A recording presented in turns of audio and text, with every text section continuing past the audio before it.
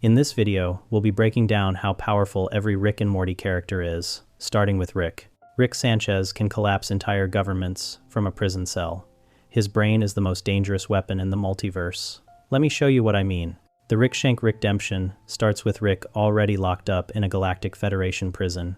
The Federation controls multiple galaxies, has billions of soldiers, and their technology makes Earth look primitive.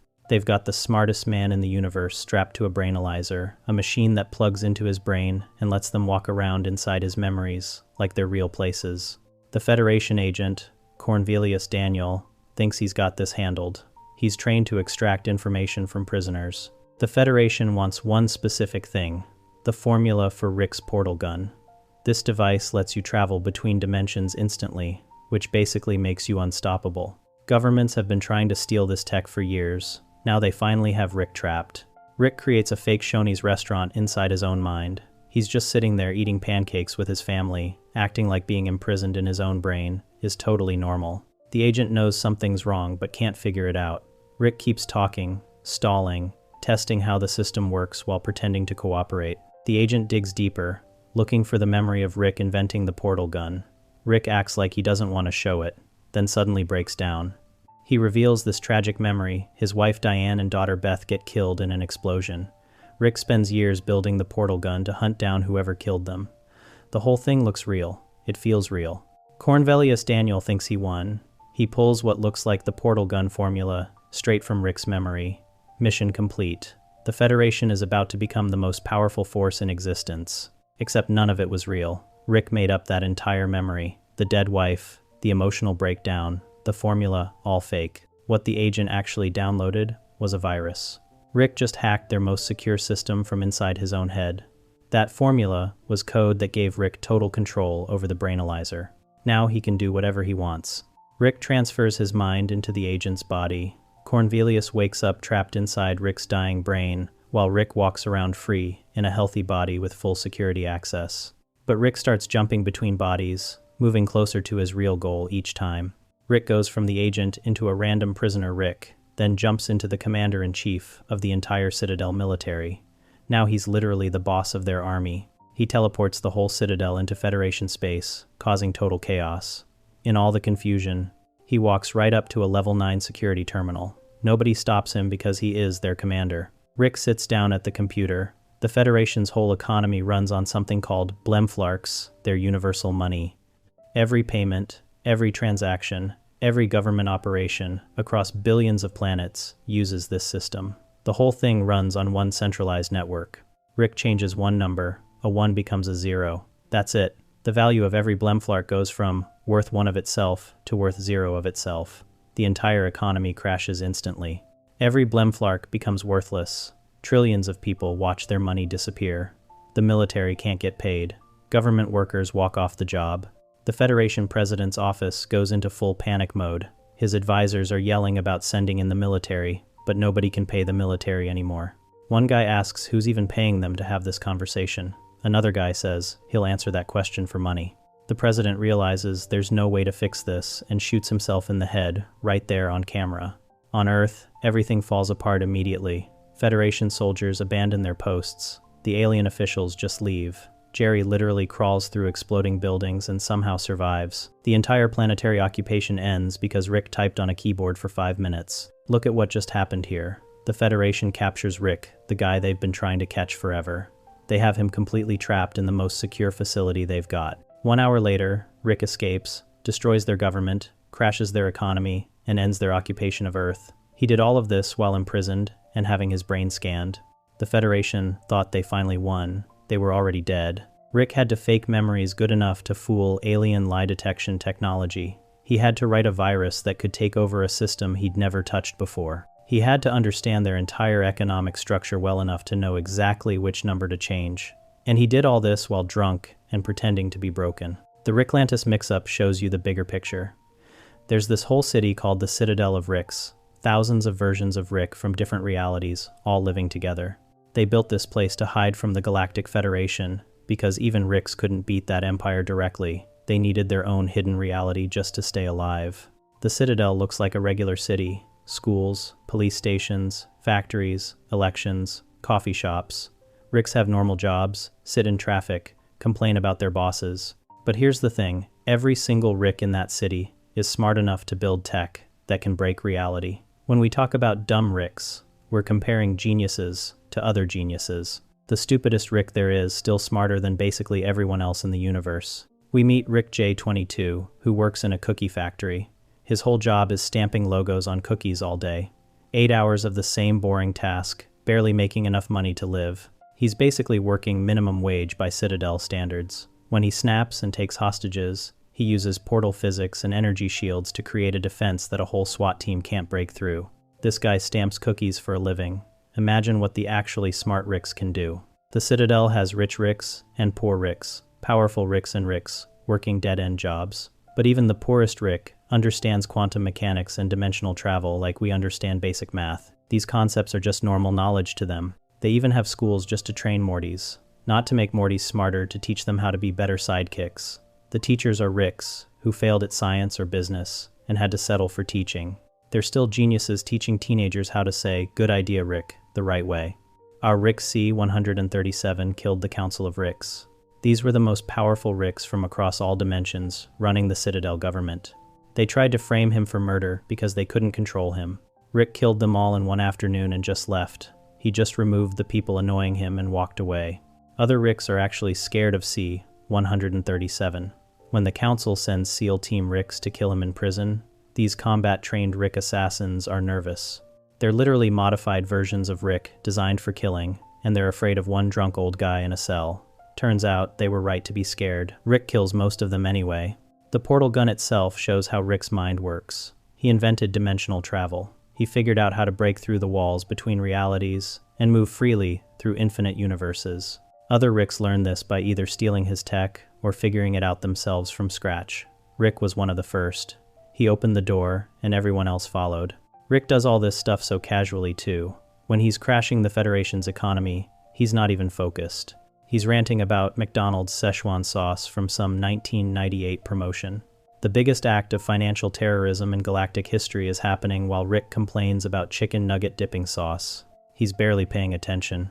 Rick builds universe-destroying weapons when he's bored. He creates AI that becomes alive and tries to kill him, then just turns it off like it's nothing. He invents stuff that whole civilizations would spend centuries studying, and to him, it's just something he made in an afternoon. A normal genius might change their field with some big discovery. Rick has breakthrough ideas, while blackout drunk, that change how physics works across infinite dimensions. The gap between him and regular smart people is huge. The Citadel episode shows something important though.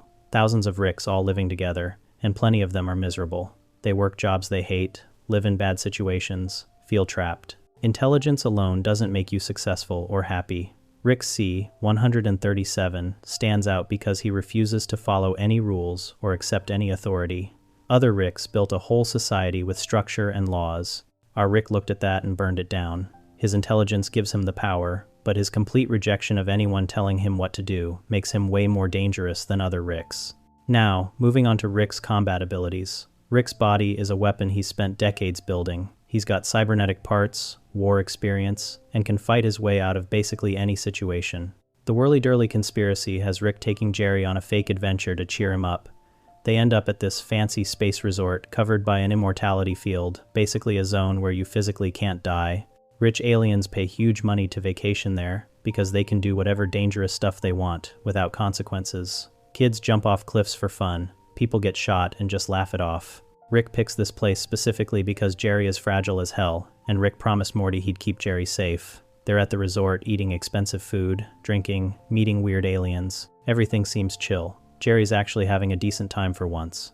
Then, this alien named Risotto Groupon approaches Jerry in the bathroom. Turns out Rick supplied weapons to some guy who took over Risotto's kingdom. Risotto wants revenge. He tells Jerry about the Whirly-Durly, a roller coaster that's super popular at the resort. The ride dips outside the immortality field for a few seconds. That's the window where Rick could actually die. Risotto convinces Jerry to lure Rick onto the ride. Jerry's conflicted because Rick literally just apologized for ruining his marriage. Rick admitted he put strain on Jerry and Beth's relationship and said he'd apologize to Beth when they got home. This actually gets to Jerry. He starts feeling guilty about the whole murder plan. They get on the Whirly-Durly anyway.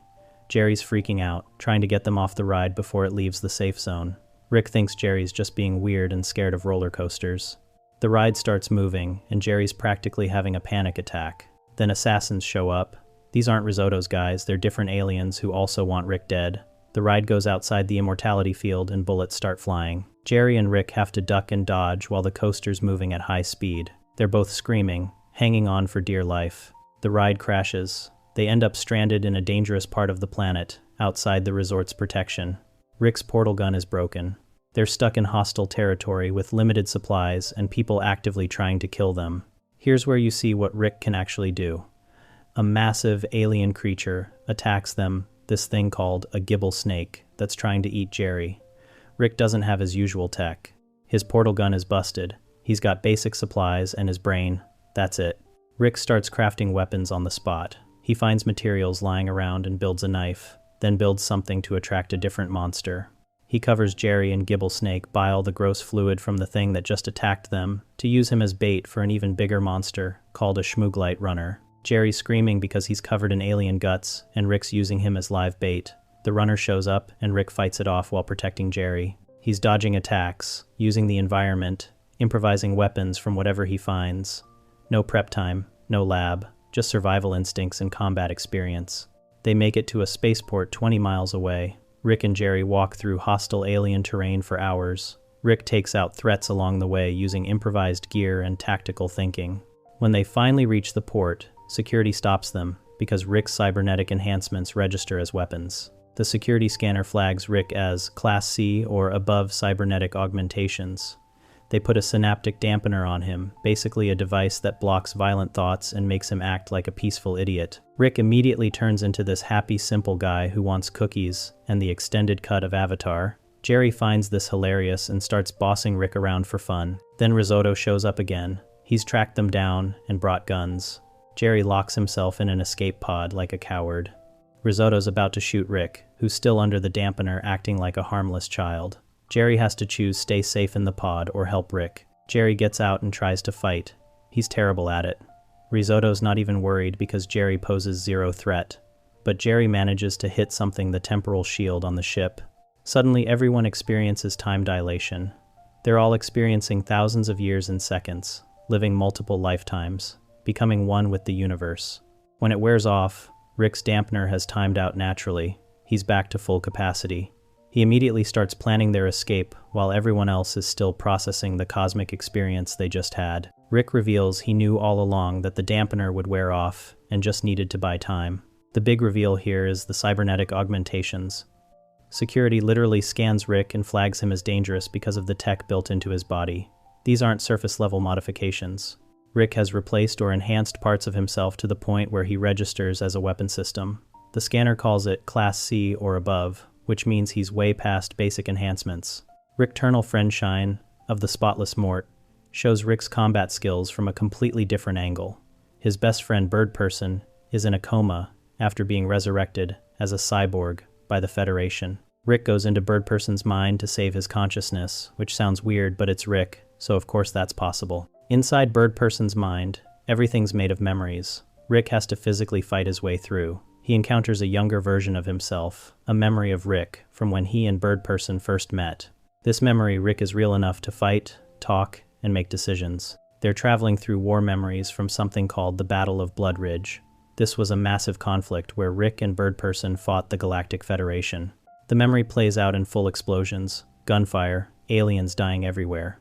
Rick's in the middle of it, fighting like he's actually back in combat. He's shooting multiple enemies, dodging attacks, using cover effectively. The memory shows Rick in his prime during the war, taking out Federation soldiers with perfect accuracy. He's using energy weapons, throwing grenades, doing tactical roles. The guy moves like someone with military training. Young memory, Rick fights alongside him. They're coordinating attacks, covering each other, moving through the battlefield like a team that's done this 1,000 times. At one point, Rick has to fight his own memory because they disagree about strategy. They're evenly matched because they're the same person with the same skills. The fight gets intense. Memory Rick has all of Rick's combat knowledge and zero hesitation about killing his future self. They're both using advanced combat techniques, disarms, grappling, improvised weapons. Regular Rick wins because he's got more experience and less idealism. slowing him down. Later in Bird Person's mind, Rick encounters enemies from suppressed memories, Federation soldiers, traitors, threats from the past. He has to fight through all of them to reach Bird Person's consciousness. Some of these memory enemies have weapons that can actually hurt Rick, even though they're not technically real. Rick takes damage throughout the episode. He gets shot, stabbed, thrown around.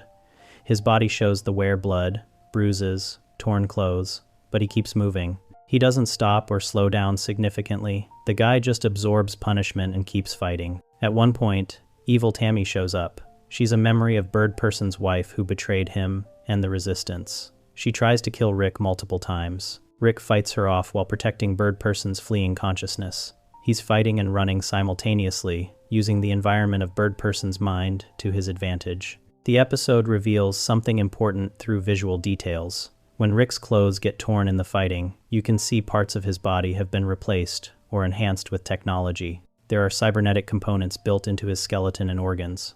The augmentations aren't obvious from the outside, but they're there.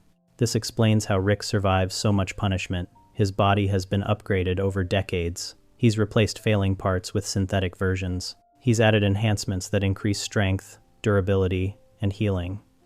The modifications are extensive enough that security scanners flag him as a weapon. Rick also has serious pain tolerance. In the Whirly-Durly episode, he gets hurt in the roller coaster crash. Broken ribs probably, definitely bruises and cuts. He barely reacts, just gets up and starts walking 20 miles through dangerous territory like it's nothing. Most people would be on the ground crying. The combat experience is real too. Rick's fought in actual wars. The Battle of Blood Ridge memory shows he's had formal combat situations, not just random bar fights. He knows tactics, formations, and strategy. He's operated in military-style operations against organized enemies like the Federation. Rick's in his 70s. Normal humans that age are worried about hip replacements and retirement homes. Rick's out here fighting alien monsters and running through hostile territory. The cybernetic enhancements keep him operating at peak condition despite his age. His weapon skills are insane too. Rick can pick up any gun, human, alien, whatever, and use it effectively immediately. He understands how weapons work instinctively. In the memory battle, he's switching between different alien weapons mid-fight and using them all perfectly. The improvisation is maybe the scariest part. Rick doesn't need his portal gun or lab equipment to be dangerous. Give him some random materials in 5 minutes, he'll build something lethal. The knife he makes to fight the Gibble Snake is sharp enough to cut through alien hide. He built that from scraps while Jerry was panicking. So when you add it all up, Rick has decades of combat experience from actual wars, cybernetic enhancements that make him superhuman, expert-level skill with any weapon, tactical training from military operations, and pain tolerance that seems almost inhuman. He's survived situations that killed trained soldiers. He's 70+ years old and still operates like he's in his physical prime. The guy's brain makes him the most dangerous thing in the universe. But even if you somehow made Rick stupid, he'd still be a serious physical threat. He's built his body into a weapon over decades. The enhancements, the experience, the sheer durability that alone puts him way beyond normal humans. Now moving on to Rick's psychological power and influence across the multiverse. Rick's name alone scares people, and he can get into places that would kill literally anyone else. A Rick Convenient Mort starts with Rick planning to hit up 3 planets that are literally about to explode. Morglutz's sun is going supernova, Slardivart is falling into a black hole, and Furcus 9 is getting smashed by an asteroid. Rick's plan is simple: show up right before each planet dies, party hard, grab whatever valuable stuff he can, then bounce before everything explodes. Summer's dealing with a breakup, so Rick takes her along. He figures partying on dying planets will help her forget about the guy who dumped her, which honestly is pretty Rick. Most people would suggest ice cream or a movie, but Rick's solution is, let's watch World's End. They hit Morglutz first. The whole planet is throwing this massive party because everyone knows they're about to die when the sun blows up. Rick walks in, and people immediately recognize him. He's got a reputation at apocalypse parties across multiple dying worlds, which is honestly insane when you think about it. Rick meets this blue alien woman named Daphne who's got 3 eyes. They hit it off instantly. The planet's about to explode, and Rick's just drinking and flirting like it's nothing. This is what's crazy about Rick. Normal people can't just show up at planets seconds away from destruction. You need the tech to get there, you need to know when and where these disasters are happening, and you need to survive the trip. Rick does this like it's boring. They party until the very last second. Rick times it perfectly. They leave right as the sun goes supernova. One wrong move, and they're dead. Rick doesn't even look stressed. Summer gets pissed because Rick broke their deal. They agreed this would be a no-commitments trip where they just hook up with random people and move on. But Rick brought Daphne along to the second planet. Summer feels betrayed because this was supposed to be their bonding thing. Planet number 2 is Slardivart, which is falling into a black hole. Same setup, everyone's partying before they die. Rick and Daphne are all over each other while Summer's getting angrier. Here's something people don't think about: navigating near a black hole is ridiculously dangerous. The gravity would crush most ships. Time moves differently near black holes too. Rick handles all this while drunk and distracted. They make it to Furcus 9, the third planet. Big asteroid coming to wipe out everything. Planet's in chaos. People are crying and partying and saying goodbye. Rick's just there for a good time. Summer finally loses it. She's so mad at Rick for bringing Daphne that she actually stops the apocalypse. She destroys or diverts the asteroid, they don't show exactly how, and saves the entire planet just to mess with Rick's relationship. This pisses off everyone. They were all ready to die, made peace with it, were going out with one last party. Summer just robbed them of that. Now they have to go back to work tomorrow. The whole planet hates her for saving them, which is darkly hilarious. But look at what Rick did here. He predicted exactly when and where 3 different apocalypses would happen.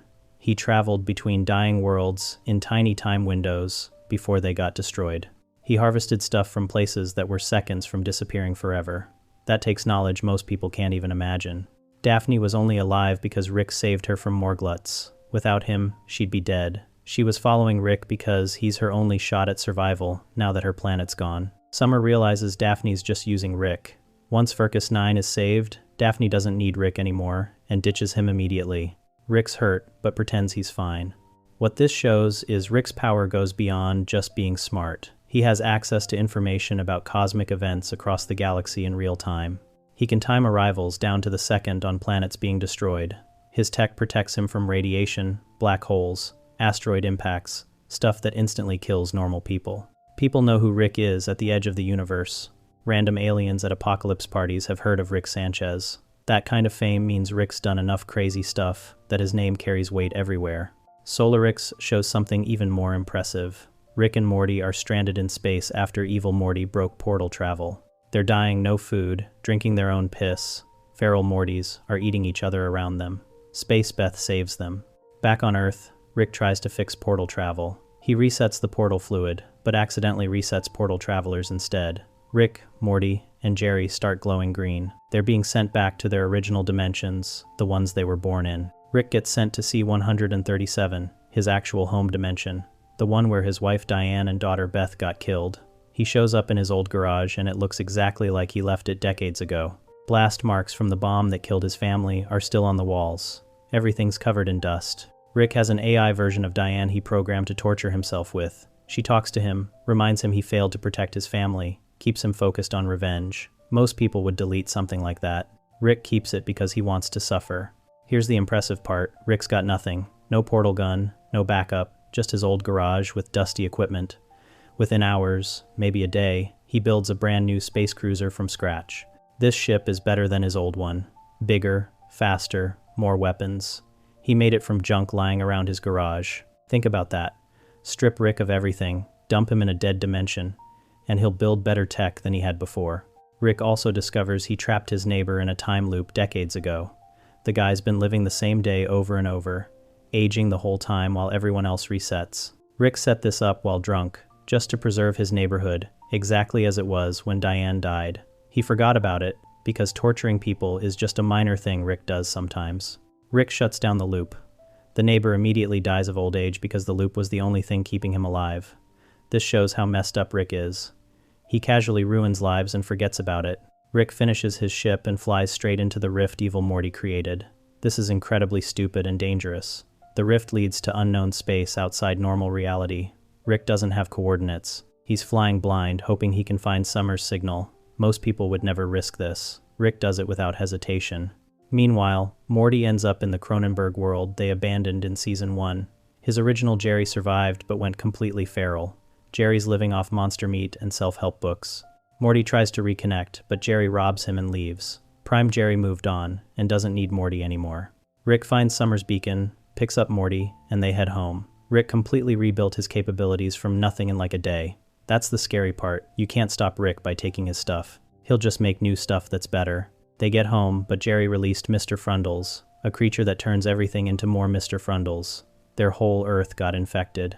They have to find a new dimension and bury alternate versions of themselves to steal their lives. Rick can rebuild from zero. Send him anywhere with nothing, and he'll come back stronger. His knowledge of the multiverse is so deep he can track people across infinite realities. He set up systems that work even when he's gone.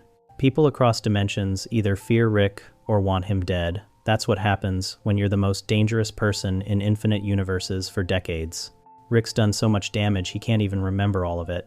The time loop thing proves that he tortured people and forgot because it wasn't important to him. Rick's biggest weakness is still his family. He accidentally came back to see 137 and immediately wanted to leave. He's built a new life with another version of Beth and her kids. He pretends he doesn't care, but everything he does is to get back to them. Morty and the family are the only thing that makes Rick vulnerable. Without that attachment, Rick would be completely unstoppable and probably way more dangerous. So let's put it all together and figure out why Rick gets a 94 out of 100 on the power scale.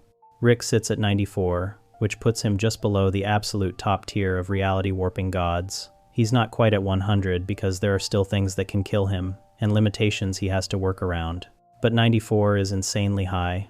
To put it in perspective, most humans would rate around 10 to 15. Trained soldiers might hit 20. Superheroes like Batman or Iron Man would be maybe 40 to 50. Rick's at 94. The 6 points he loses come from 3 main things. First, Rick can actually die. Without prep time or his gadgets, he's still mortal. You saw this in the Whirly Durly episode. When he's outside the immortality field without his portal gun, he's vulnerable. A regular bullet could kill him if he's caught off guard. That mortality is a real weakness. Second, Rick's got emotional problems that limit him. His attachment to his family, especially Morty, is his biggest vulnerability. Evil Morty exploited this. The whole reason Rick does half the stuff he does is because of his dead wife and his current family. A truly unstoppable being wouldn't care about anyone. Rick cares, even though he pretends not to. That emotional connection holds him back. Third, Rick's an alcoholic who's constantly drunk or on drugs. His substance abuse definitely affects his performance. Yeah, he's still a genius while wasted, but imagine what he could do sober. The drinking is both a coping mechanism and a limiter on his full potential. But let's talk about why he's 94 and not lower. Rick's intelligence alone puts him in a tier most beings can't touch. We're not talking about really smart guy who's good at science. Rick understands the fundamental nature of reality itself. He can look at any technology, human, alien, interdimensional, and figure it out instantly. He built a portal gun that breaks the barriers between infinite universes. That invention alone changed the multiverse forever. Rick's prep time abilities push him close to God tier. Give Rick a lab, some time, and access to materials, and he can create literally anything. Universe-destroying weapons, dimension-hopping tech, AI that becomes sentient, genetic modifications that create new species. There's basically no limit to what Rick can build if he has time to work. The gap between Rick and everyone else in the show is massive. Beth's at 56, Morty's at 42, Summer's at 38, Jerry's at 18, Rick's at 94. That's a 38-point gap between Rick and the second strongest family member. To put that in perspective, the gap between Beth and Jerry is also 38 points. Rick is as far above Beth as Beth is above Jerry. That's universe tier difference. What makes Rick truly dangerous is he can rebuild from nothing. Strip away all his tech, dump him in an empty dimension, and he'll reconstruct everything from scratch. Solarix proved this. Rick had nothing but an old garage and made a better ship than he had before. You can't permanently stop Rick by destroying his stuff because he'll just make new stuff. Rick's knowledge of the multiverse gives him strategic advantages nobody else has. He knows infinite versions of everyone exist. He knows which realities have which resources. He's mapped out huge chunks of infinite dimensions and can navigate them. That knowledge alone makes him incredibly powerful because he always has options nobody else even knows exist. Rick's reputation across dimensions is a weapon by itself. People know who Rick Sanchez is across infinite realities. Some fear him, some want him dead, some want to hire him. That fame means Rick can't be ignored or dismissed. Even other Ricks who are all geniuses consider C-137 exceptional and dangerous. Rick's destroyed government organizations, toppled the Council of Ricks, crashed galactic economies, and escaped from maximum security prisons. He's killed thousands, maybe millions of beings across his adventures. He's created and destroyed entire civilizations. The scope of his impact on the multiverse is almost impossible to measure. Rick's combat abilities put him way above normal humans, even without his tech. The cybernetic enhancements make him superhuman. He's survived building collapses, explosions, alien attacks, and extreme environments. He's in his 70 seconds, but fights like he's in his prime. The augmentations have kept him operating at peak performance for decades. Rick can survive in places that instantly kill everyone else. Toxic planets, black holes, dimensional rifts, the vacuum of space. Rick navigates all of it. His technology and augmentations protect him from threats that would annihilate normal beings. This means there are very few places Rick can't go if he wants to. Rick's psychological warfare capabilities are scary. He can manipulate people, governments, and entire civilizations. He understands how minds work and how societies function. He can exploit weaknesses in systems that others don't even see. The fact that he crashed the Galactic Federation's economy with one number change shows how deeply he understands complex systems. Here's something people don't think about enough. Rick's been doing this for decades. He's got more experience than almost anyone else in the multiverse. He's seen things, fought things, survived things that would break other people. That experience makes him incredibly hard to surprise or trick. He's seen most situations before and knows how to handle them. Rick's greatest strength might be his complete lack of moral limits. He'll do anything to achieve his goals. Kill innocents, destroy planets, manipulate his family, betray allies, nothing's off the table. That ruthlessness makes him way more dangerous than someone with similar intelligence but a conscience. But Rick's power ceiling is limited by his depression and nihilism. Rick doesn't want to be all-powerful. He could probably make himself immortal, but hasn't. He could destroy infinite realities if he wanted, but doesn't. His depression and substance abuse hold him back from reaching his full potential. In some ways, Rick's his own biggest obstacle. Rick could theoretically do way more than he does. If Rick dedicated himself fully, if he wasn't depressed and drunk all the time, if he didn't care about his family, he'd probably be at 98 or 99, maybe even 100. The fact that Rick chooses not to use his full power is actually a form of mercy for the rest of the multiverse. Think about what Rick could do if he really tried. He could clone himself 1,000,000 times and send armies across dimensions. He could create viruses that destroy entire species. He could build weapons that collapse universes. He could become immortal and spend eternity conquering realities. He doesn't do any of this because he's too depressed and too attached to his family to go full villain. The 94 rating reflects Rick's current state, incredibly powerful but held back by his own issues. It's not a rating of his theoretical maximum. It's what he actually operates at day to day while drunk, depressed, and dealing with family drama. Compare Rick to other fictional characters. Superman at his peak might be 85 to 90.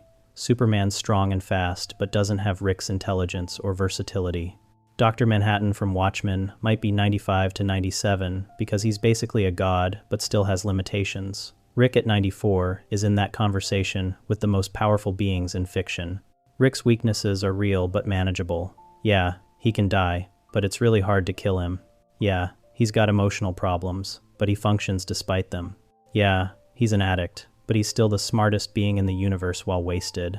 These weaknesses stop him from being absolutely unstoppable, but they don't stop him from being one of the most dangerous beings in existence. The 6-point deduction makes sense when you think about it. Rick loses 2 points for mortality, 2 points for emotional vulnerability, and 2 points for substance dependency. Each of these has legitimately held him back or gotten him in trouble. Without these issues, Rick would be at 100, completely unstoppable, truly god tier. But honestly, Rick at 94 is already terrifying enough. He's overthrown governments, destroyed organizations, killed countless beings, and fundamentally altered the multiverse. He's done all this while drunk and depressed. The fact that he's not at full power and is still this dangerous should scare everyone. The show makes it clear that Rick could be worse. He could be more like Rick Prime, who has 0 attachments and fully embraces being a monster. Our Rick is held back by caring about Morty and his family. That care is the only thing preventing Rick from being an unstoppable force of destruction across infinite realities. So 94 out of 100 is accurate. Rick operates at near God levels, with preparation. He can rebuild from nothing, survive almost anything, outsmart everyone, and access places nobody else can reach. His only real limitations are self-imposed: his drinking, his depression, his attachment to family. Take those away, and Rick becomes something truly unstoppable. The universe should be grateful. Rick's too sad and drunk to reach his full potential. Now let's move on to Morty Smith, but before that, subscribe to our channel. Morty. Morty's way smarter than people give him credit for. Everyone treats him like he's just some dumb kid, but he's been surviving insane situations for years now. Let me break down what he can actually do. A Rickle in Time starts with Morty, Rick, and Summer unfreezing time after they froze it for 6 months to clean up after a party. Yeah, 6 months just vacuuming. When Rick unfreezes everything, he warns them their personal time needs to stabilize. He says don't touch Beth or Jerry or they'll shatter into countless theoretical shards, which sounds bad. Jerry comes home and thinks the house looks weird. Rick makes up some excuse about negative visualization, and Jerry just buys it. Rick throws $500 at them to go get ice cream and leave. Jerry almost catches on when he notices his shirt is backwards, but he just claims he likes it that way. Crisis avoided. Then Summer and Morty start arguing. They're fighting about whose fault it was that their neighbor, Mr. Benson, fell off a roof. They forgot to put a mattress under him while time was frozen. Rick says it was Summer's job. This argument seems stupid, but it actually breaks reality.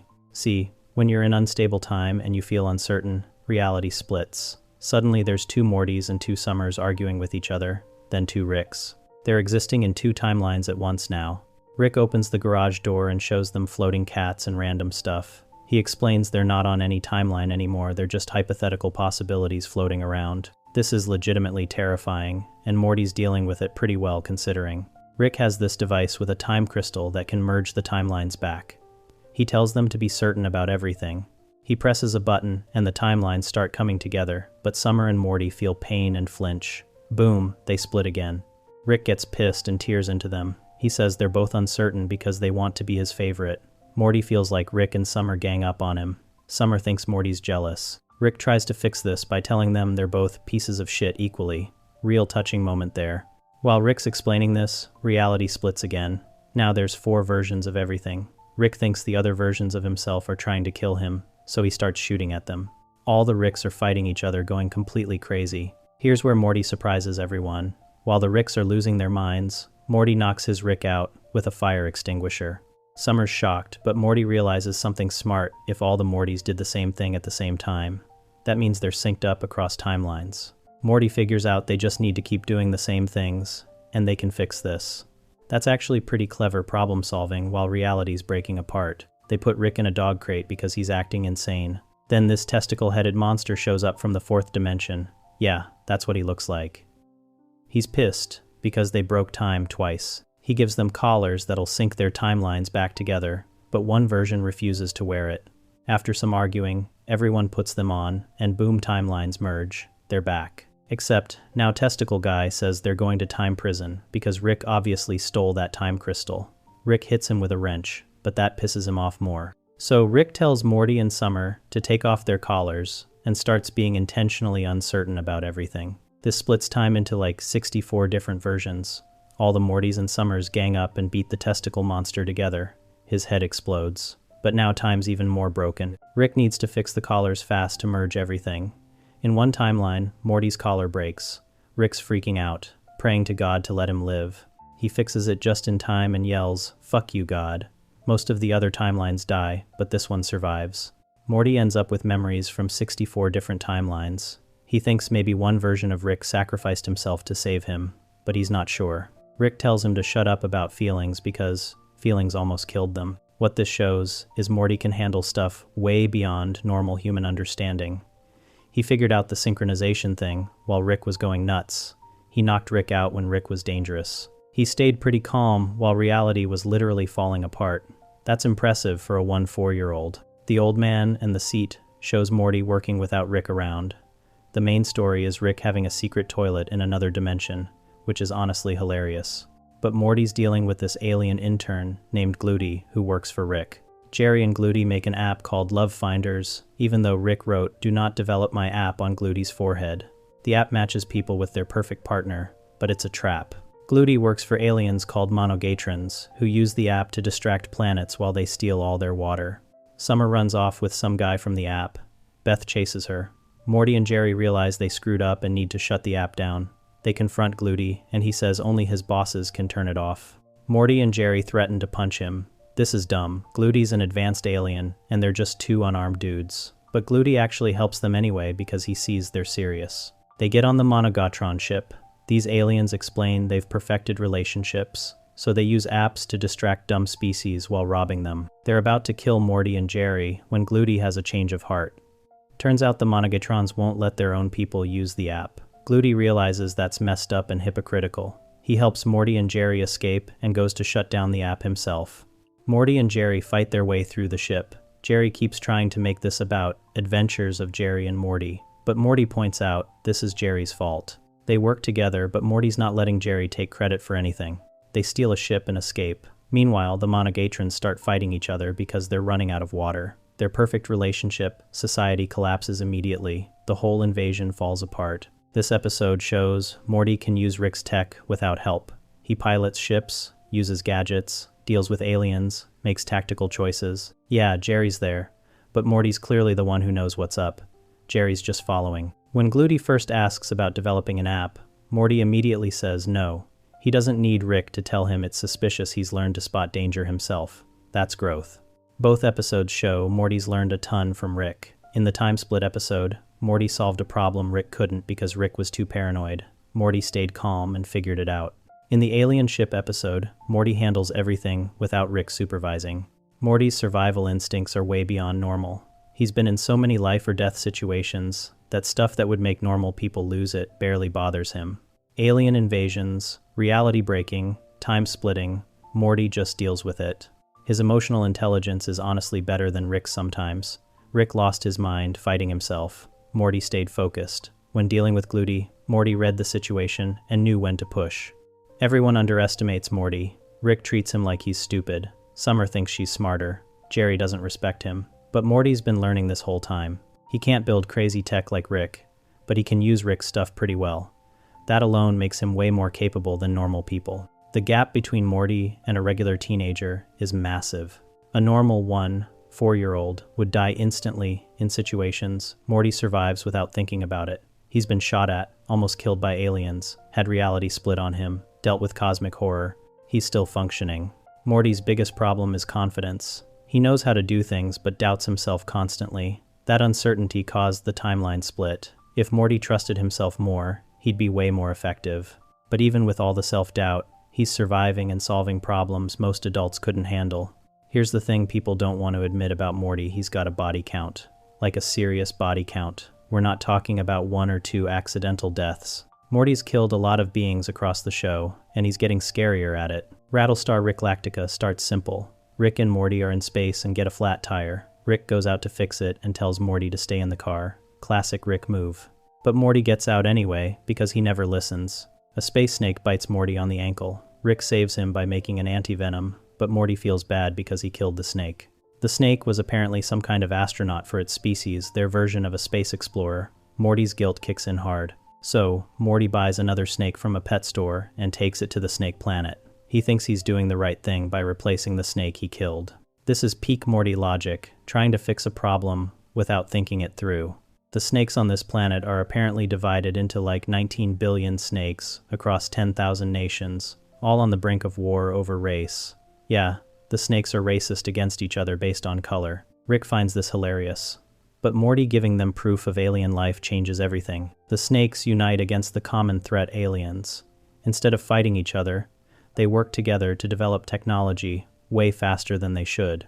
They skip entire stages of development and jump straight to time travel, all because Morty felt guilty about killing one snake. Snake robots start showing up from the future trying to kill Morty. They call him the Ape Child and say he needs to be eliminated to protect their timeline. Morty accidentally caused a snake version of Terminator, which is both funny and terrifying. Rick has to invent time travel for the snakes, so they'll do it early enough that it won't involve them. He literally has to make the problem worse to fix it. The snakes get time travel in 1985 snake time instead of later, and they immediately start screwing up their own history. Snake Abraham Lincoln gets a warning and dodges his assassination. But this creates a fascist snake timeline, so another snake goes back to kill Snake Hitler. Then more snakes show up to protect Snake Hitler. Snakes from different timelines start fighting each other in Snake Berlin. It becomes complete chaos. The time police show up, these weird testicle-looking guys who regulate time travel across the universe. They're pissed that snakes have time travel now. They beat the crap out of the snakes and fix everything. The episode ends with the snakes starting to develop their society again, and you can already tell they're heading back toward creating the purge. Here's what this shows about Morty. His decisions have massive consequences. He killed 17 billion snakes because he couldn't let one dead snake stay dead. That's not an exaggeration. The narrator in the episode literally says 17 billion snake lives ended because of Morty's choice. Morty didn't mean to commit genocide, but he did. His inability to accept that bad things happen led to something way worse. That's actually pretty dark when you think about it. Morty's guilt is so strong it destroyed an entire civilization. Look Who's Purging Now shows a different side of Morty's violence. This one's more direct. Rick and Morty land on a planet that has a purge one night a year where all crime is legal. It's basically the movie The Purge, but with aliens. Rick wants to watch it like it's entertainment. Morty thinks it's horrible. They see a girl named Arthresia running from people trying to kill her. Morty forces Rick to save her by threatening to tell Beth they came here. Rick agrees. They rescue Arthresia, and she seems nice. She asks them to save her grandma too. Rick and Morty go into the house, and Arthresia shoots Rick in the liver. Turns out she was using them the whole time. She steals Rick's ship and leaves them stranded on a purge planet. Now, Morty and Rick are stuck. Rick's injured, and they have no weapons or ship. They're gonna die unless they fight back. Rick gives Morty a gun and tells him to start killing people in self-defense. Morty's hesitant at first. He doesn't want to kill people, but then purgers start attacking them, and Morty has no choice. He starts shooting. Once he starts, something changes. Morty goes absolutely crazy. He's screaming and shooting everyone. Rick's trying to get him to calm down, but Morty's in full berserker mode.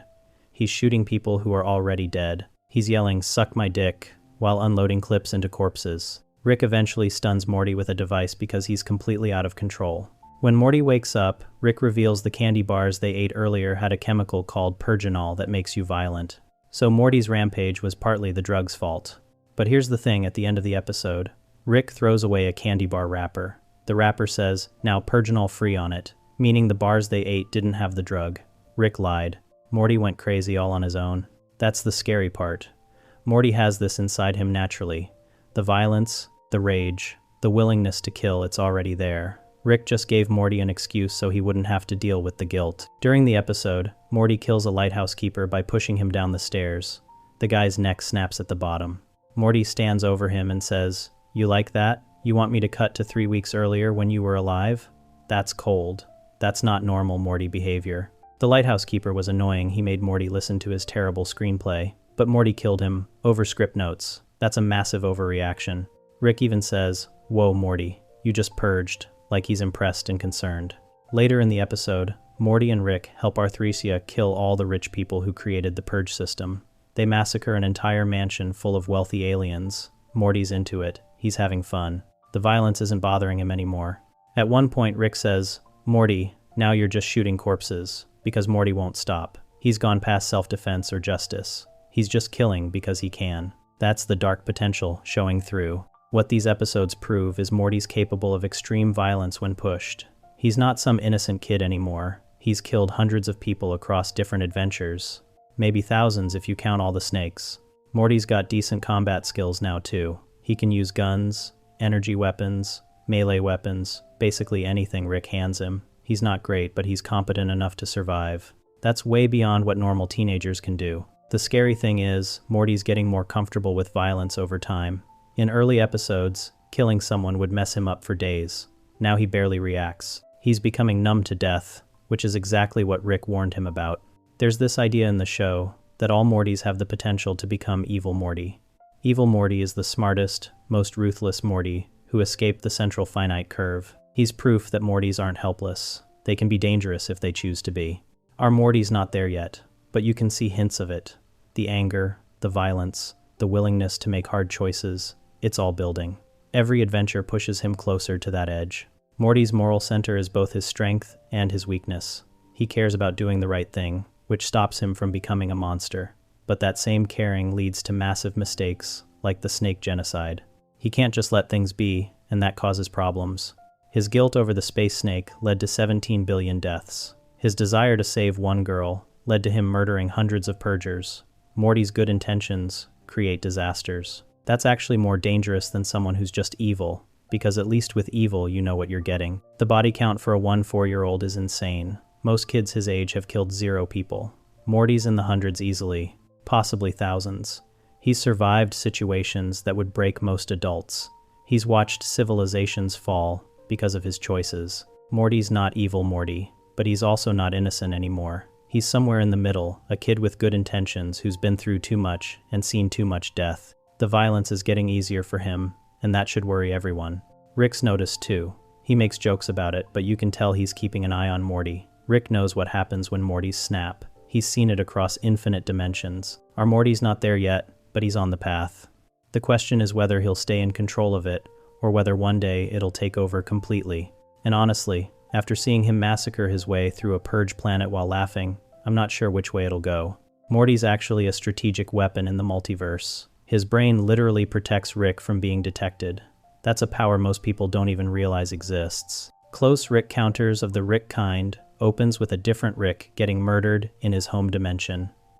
An evil Rick and evil Morty show up through a portal, kill that Rick, and kidnap that Morty. This is happening across multiple dimensions. Ricks are being murdered, and Mortys are being taken. Cut to our Rick and Morty having breakfast with the family. Beth celebrating Rick's 1-year anniversary being back in their lives. Then armed Ricks burst through a portal and arrest Rick. They're from the Council of Ricks, basically a government made up of thousands of Ricks from different dimensions. Rick hates the Council. He thinks they're sellouts who gave up being independent Ricks to form a stupid government. But they've got proof that Rick C-137, our Rick, is the one killing other Ricks. His portal gun history shows he was at every murder location. Rick knows he's being framed, but the Council doesn't care. They sentence him to a torture machine that swaps your conscious and unconscious minds and also stabs your balls every 10 seconds. Rick fights back, grabs Morty, and they escape through multiple crazy dimensions. While they're on the run, Rick explains something important to Morty. Ricks have very distinct and traceable brainwaves because of their genius. Other Ricks and cosmic beings can track them across dimensions, but when a Rick stands next to a Morty, the genius waves get cancelled out by Morty waves. Morty asks if it's because their personalities are different. Rick doesn't really answer that. The point is clear though, Mortys are human cloaking devices. That's why every Rick has a Morty. They're not companions or students, they're shields. This hits Morty hard.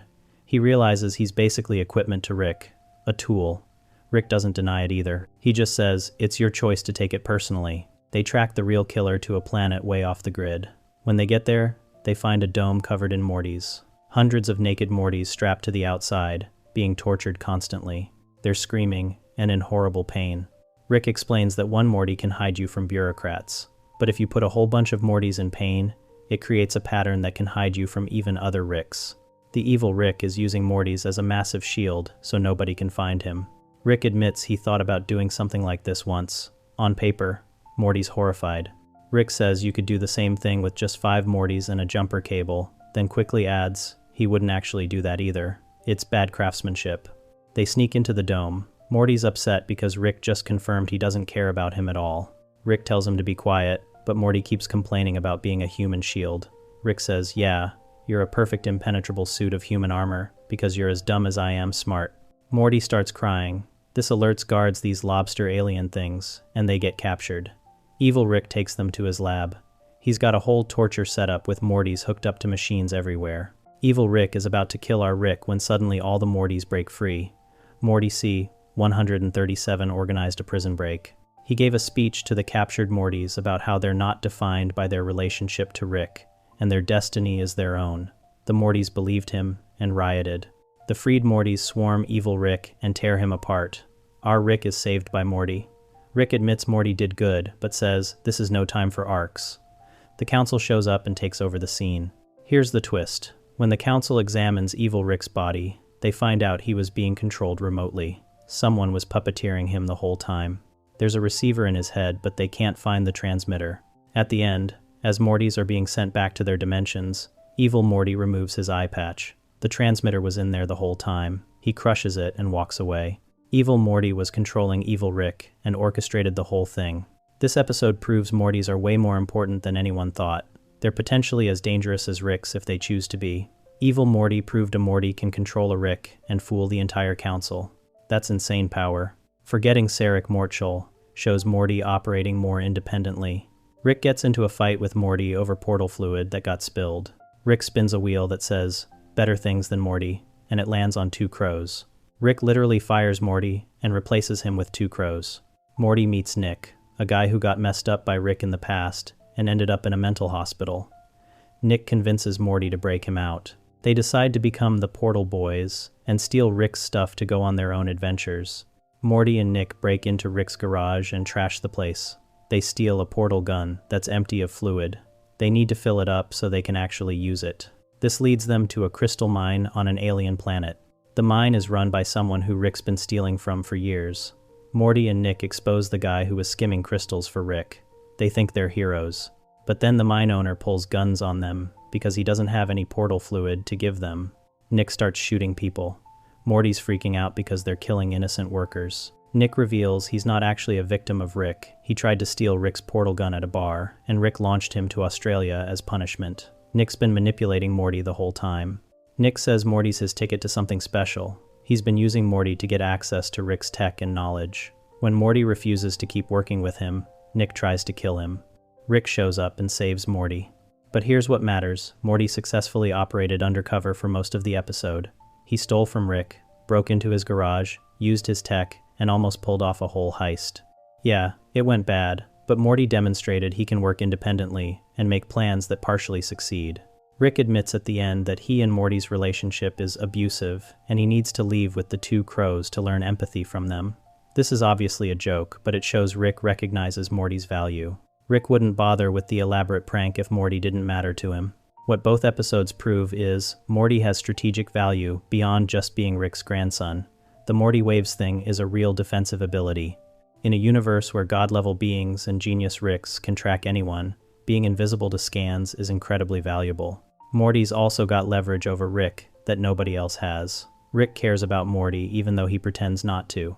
That emotional connection is Rick's only real weakness. Evil Morty exploited this by understanding how Ricks think and what they value. Can operate. Rick's technology gives Morty access to universe-level power. A portal gun in the right hands can do anything. Morty's learned enough to use most of Rick's basic tech. He's not great at it, but he's competent enough to be dangerous.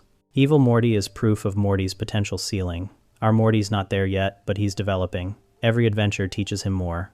Every time Rick underestimates him, Morty learns how to use that to his advantage.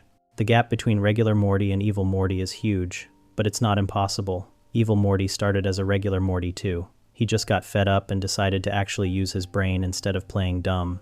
Our Morty's still got his moral center, which holds him back from going full Evil Morty. But that same moral center makes him unpredictable to Rick's. They expect Mortys to be cowards. When Morty actually stands up or makes his own plans, it throws them off. The Morty Waves thing is honestly one of the coolest powers in the show. It's passive, it's always on, and it makes Morty valuable to literally every Rick in the multiverse. That's why the Council assigns Mortys to Ricks. They're not pets or students, they're strategic assets. Think about what this means on a bigger scale. There are infinite Ricks and infinite Mortys. Every Rick needs a Morty to stay hidden. That makes Mortys just as important as Ricks in the power structure of the multiverse. They just don't realize it, because they're kept dumb on purpose. Evil Morty figured this out and broke free. He escaped the central finite curve, the part of the multiverse where Rick's the smartest person. He's the only Morty to ever do that. It proves Mortys aren't actually limited by being dumb. They're just taught to think they are. Our Morty's starting to figure this out too. The portal heist with Nick showed he can think strategically when he's motivated. The prison break at Evil Rick's dome showed he can inspire and lead other Mortys. These are leadership skills Rick doesn't have because Rick doesn't care about inspiring people. Morty's biggest advantage is Rick underestimates him constantly. Rick thinks Morty's just a shield and some occasional help, but Morty's been learning this whole time. He knows how Rick thinks, knows how his tech works, knows his weaknesses. That information is incredibly valuable. The relationship leverage is the biggest weapon Morty has. Rick will burn down civilizations, but he won't let Morty die. That emotional attachment is exploitable. Evil Morty used it.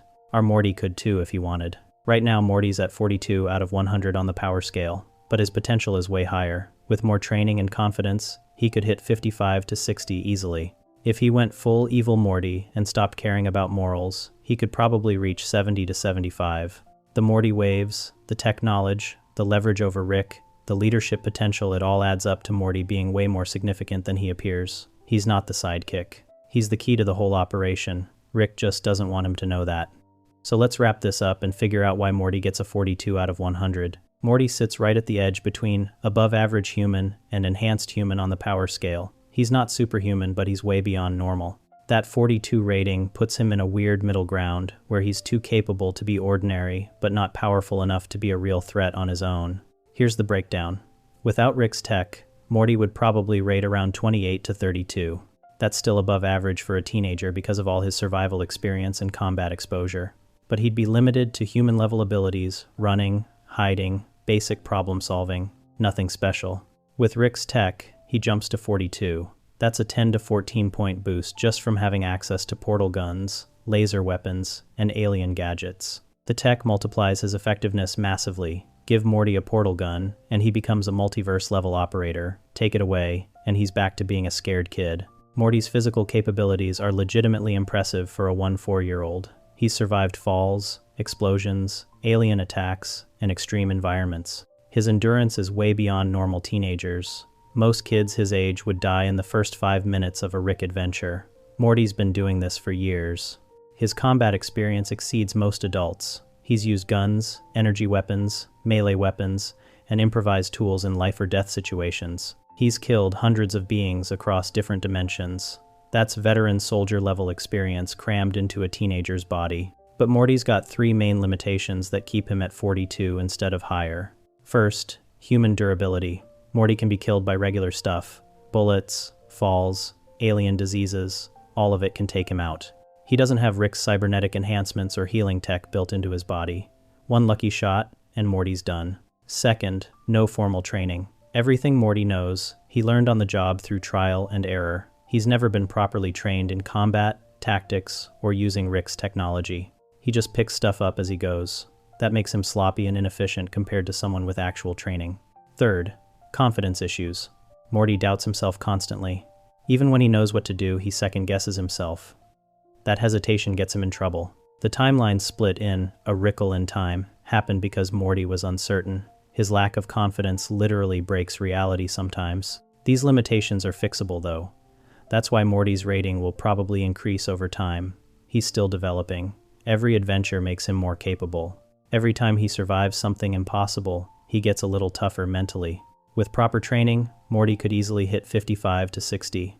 Imagine if Rick actually taught him, instead of just dragging him along on adventures. If Morty learned to use tech properly, studied tactics, and built his confidence, he'd jump a full tier on the power scale. The gap between 42 and 55 to 60 is basically the difference between competent survivor and actual threat. Right now, Morty can survive most situations with Rick's help or tech. At 55 to 60, he'd be dangerous on his own, without needing backup. Evil Morty's probably sitting around 75 to 80, which shows how much room Morty has to grow. The main difference between them isn't intelligence or capability, it's confidence and ruthlessness. Evil Morty knows he's capable and acts on it. Our Morty knows he's capable, but doubts it constantly. Morty's 42 reflects his current state, not his potential. He's a work in progress. The fact that he's survived this long while starting as a completely normal kid is actually impressive. Most people thrown into Rick's world would die immediately. Compare Morty to his family. Summer's at 38, just 4 points below him. That gap's pretty small considering Morty's been on way more adventures. It shows Summer's natural abilities are close to Morty's learned ones. Beth's at 56, a full 14 points above Morty, reflecting her medical training and natural intelligence. The 24-point gap between Morty and Jerry, who's at 18, shows how far Morty's come. Jerry's basically helpless. Morty's functional in crisis situations. That's a massive improvement from where he started. Rick's at 94, which puts him 52 points above Morty. That gap's not closing anytime soon. But here's the thing, Morty doesn't need to match Rick's power. He just needs to be competent enough to survive and occasionally help.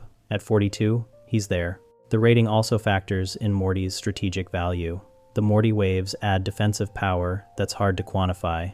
Being able to hide Rick from cosmic level detection is worth points on the scale, even though it's passive. Morty's relationship leverage over Rick adds points too. The ability to manipulate or influence the most powerful being in the universe is itself a form of power. Morty uses this sometimes without even realizing it. So 42 out of 100 is fair for where Morty is right now. He's capable enough to survive Rick's world, competent enough to occasionally save the day, but limited enough that he still needs help constantly. He's above average, but not enhanced. He's experienced, but not trained. He's got potential, but hasn't reached it yet. The rating will probably increase naturally as the show continues.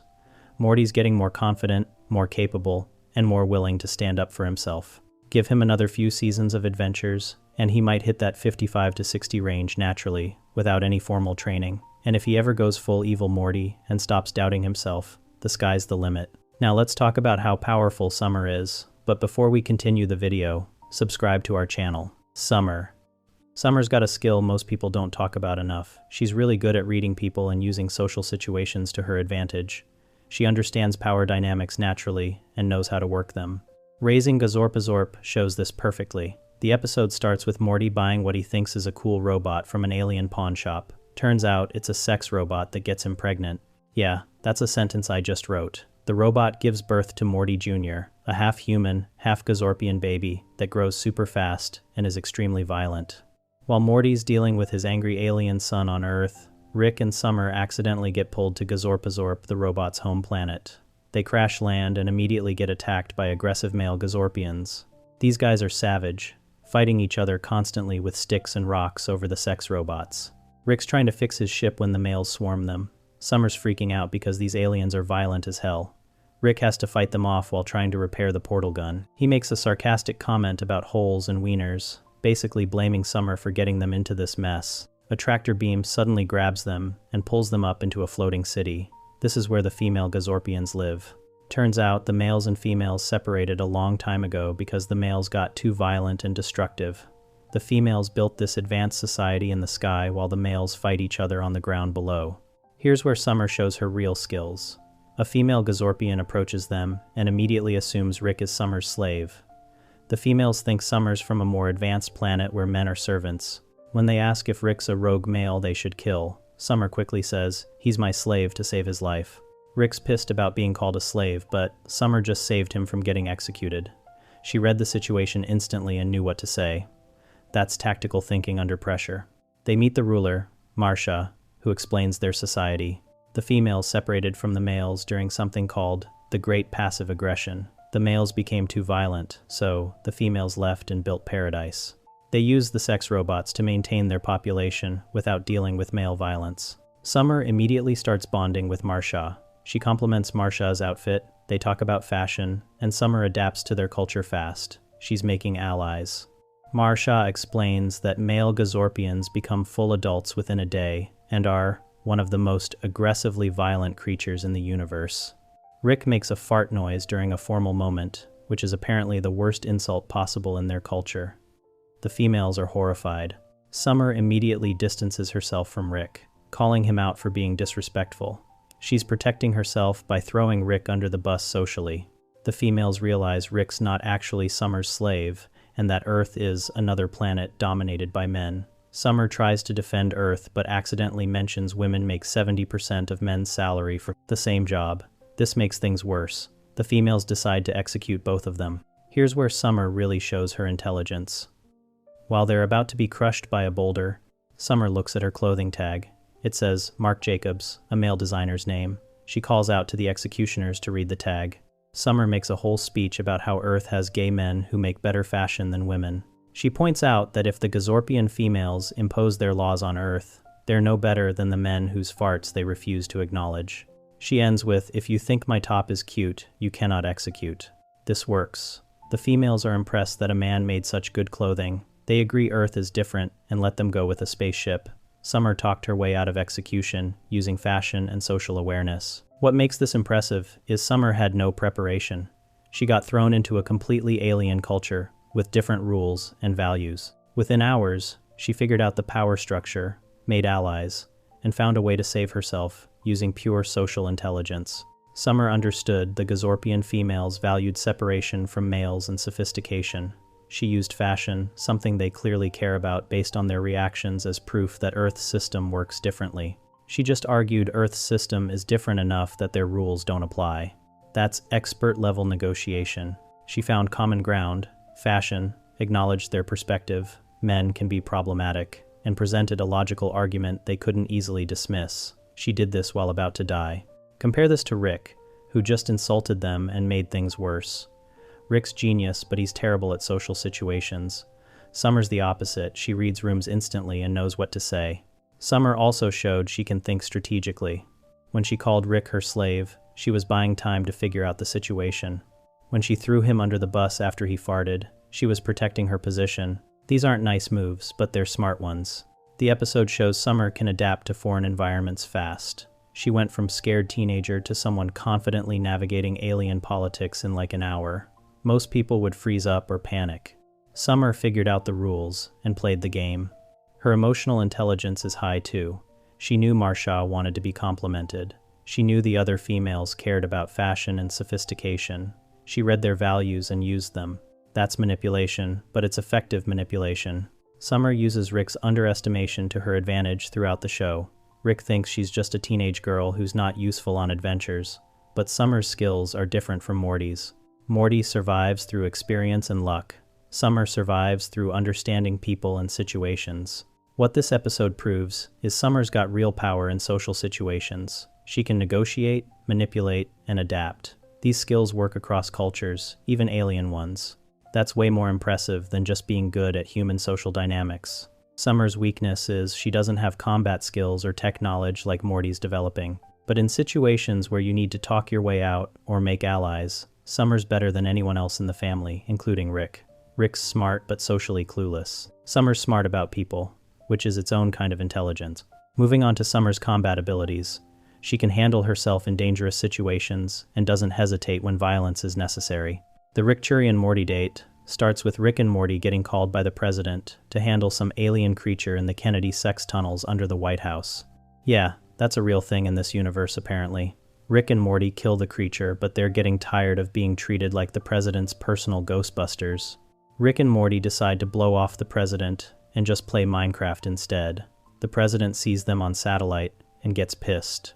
He calls them, and there's this whole argument about whether Rick and Morty are doing America a favor or if America's doing them a favor by not arresting them. Rick basically tells the president that if he tried to arrest them, it wouldn't go well. The president takes this as a threat. They agree to stay out of each other's way from now on. Rick and Morty will keep saving Earth, but not because of America. The president's ego is hurt. He declares that America celebrates independence from Rick and Morty. He puts them on a ban list if they step on American soil again. It's treated as an invasion. Rick and Morty go to South America to make first contact with tiny nuclear-capable people they discovered in the Amazon. The president shows up there too. They start competing over who gets to handle the situation. The president wants to shrink down and negotiate diplomatically. Rick mocks him for using pills to shrink instead of better tech. The argument escalates. The president has soldiers with something called Sanchezium that's supposed to counter Rick's abilities. Rick reveals he made that up, and it was posted on Wikipedia as a joke. The president's guards pull out actual weapons that work on Rick, these fear-based pirates that Rick can't portal away from. Rick and Morty run. They end up in the Oval Office, where Rick says he'll stay there forever unless the president takes a selfie with Morty. The president refuses. They literally start fighting in the White House. While Rick's fighting the president, Summer's at home with Beth shopping for clothes. Beth's acting weird because Rick told her she might be a clone. Summer notices her mom's different, but in a good way. They're actually getting along. Rick calls Summer from the White House. He needs help because the situation with the president has gotten completely out of control. Summer grabs Rick's equipment and heads to help. She doesn't hesitate, she just goes. Summer shows up at the White House ready to fight. She's carrying alien weapons from Rick's garage. The White House is in chaos. Rick and the president have been beating the crap out of each other. Secret Service agents are everywhere, trying to stop Rick. Summer jumps into the fight immediately. She's using alien guns and energy weapons against trained government agents. These aren't toys, they're lethal weapons that can kill people. Summer knows this and uses them anyway. She's facing the Secret Service without fear. These are highly trained professionals with military experience, and Summer's a teenage girl, but she's holding her own. She's shooting at them, taking cover, moving tactically through the White House. The fight spreads through multiple rooms. Summer's keeping pace with Rick, who's fighting like crazy. She's not slowing them down or needing protection. She's an active fighter contributing to the battle. Her aim with the alien weapons is decent. She's not missing every shot like an amateur. She's hitting targets and forcing the Secret Service to take cover. That shows she's got some practice with Rick's tech. Summer's also physically fit enough to run around the White House while carrying weapons and fighting. She's not getting tired or giving up. Her endurance is above average for a teenager. Most people would freak out about fighting the president's guards in the White House. Summer treats it like another Tuesday. She's fully accepted the violent parts of going on adventures with Rick. She's also not questioning whether this is right or wrong. Rick says fight, she fights. That shows she trusts Rick's judgment even when things get crazy. Or she just doesn't care about the consequences, which is kind of scary for a teenager. The fight eventually ends when Morty calls and says he's staying with Jerry and Beth. Rick loses interest in fighting the president and leaves. Summer leaves with him like nothing happened. Summer's completely comfortable with violence at this point. She just fought the federal agents because Rick needed help. Her weapon skills are solid. She can use alien tech without training. Most people would have no idea how to operate Rick's weapons, but Summer figures it out. That means she's been paying attention on adventures, even when she's not the main focus. Summer's braver than Morty in combat situations. Morty hesitates and questions things. Summer sees a fight and jumps in. That natural fearlessness makes her more effective in sudden combat. She's got zero respect for authority, too.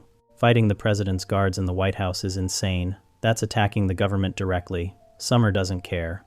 If Rick's fighting them, she's fighting them too. The episode proves Summer can operate Rick's ship. She flew to the White House somehow. Rick didn't pick her up, she came on her own.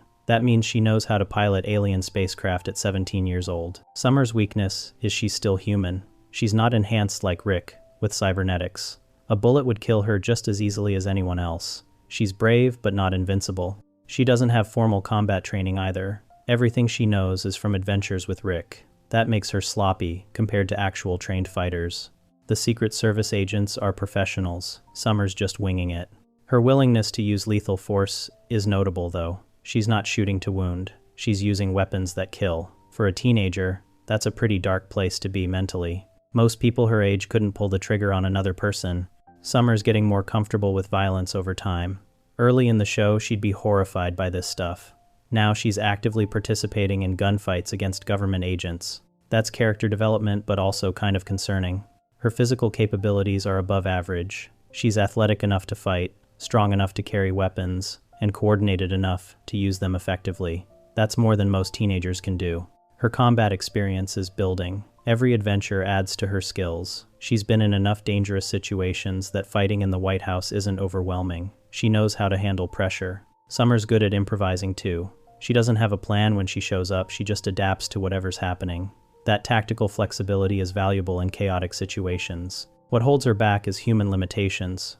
She can't take much damage. She gets tired eventually. She doesn't have superpowers or enhancements. She's just a fit teenager with alien weapons. Give Summer Rick's tech, and she becomes way more dangerous, though. The weapons multiply her effectiveness. Without them, she'd be helpless against trained fighters. With them, she's a legitimate threat. Rick needed backup, and Summer delivered. She fought effectively and helped Rick escape. Summer's value on adventures is clear. She's not as experienced as Morty, but she's naturally braver. In situations where you need someone to fight without hesitation, Summer's better than Morty. Her rating reflects this. She's got real combat ability, but she's still limited by being human. She's above average in physical capability and weapon proficiency, but she's not enhanced or superhuman. She's in that zone where she's dangerous with prep and equipment, but vulnerable without it. Looking at Summer's leadership abilities now, she can take charge without needing Rick's permission. Night Family starts with Rick bringing home alien tech called a somnambulator. It programs your sleeping body to do tasks while you're knocked out. Rick uses it to make his sleeping self do crunches, so he gets abs without actually working out. Everyone wants one. Summer wants to learn Spanish. Morty wants abs. Jerry wants to write letters to himself, which is weird but typical Jerry behavior. Rick gives in, even though he knows it's stupid. The device creates night people, sleeping versions of everyone. Night Rick, Night Summer, Night Morty, Night Beth, and Night Jerry all do their tasks at night while the day people sleep. At first, everything's fine. Summer's learning Spanish fast. The night people handle all the boring chores. Then Night Jerry asks everyone to rinse their dishes after eating. Super simple request. Just wash off the food, so it's easier to clean later. Rick says no. He claims the night people exist only to do work day people don't want to do. Summer thinks rinsing dishes is reasonable. It takes 2 seconds. Rick refuses anyway because he's stubborn. The night people rebel. They smash all the dishes and replace them with unbreakable alien ones. Rick still won't rinse anything. Night Rick forces Day Rick to eat diarrhea while he's asleep. The night people steal everything valuable and lock everyone out of Rick's garage.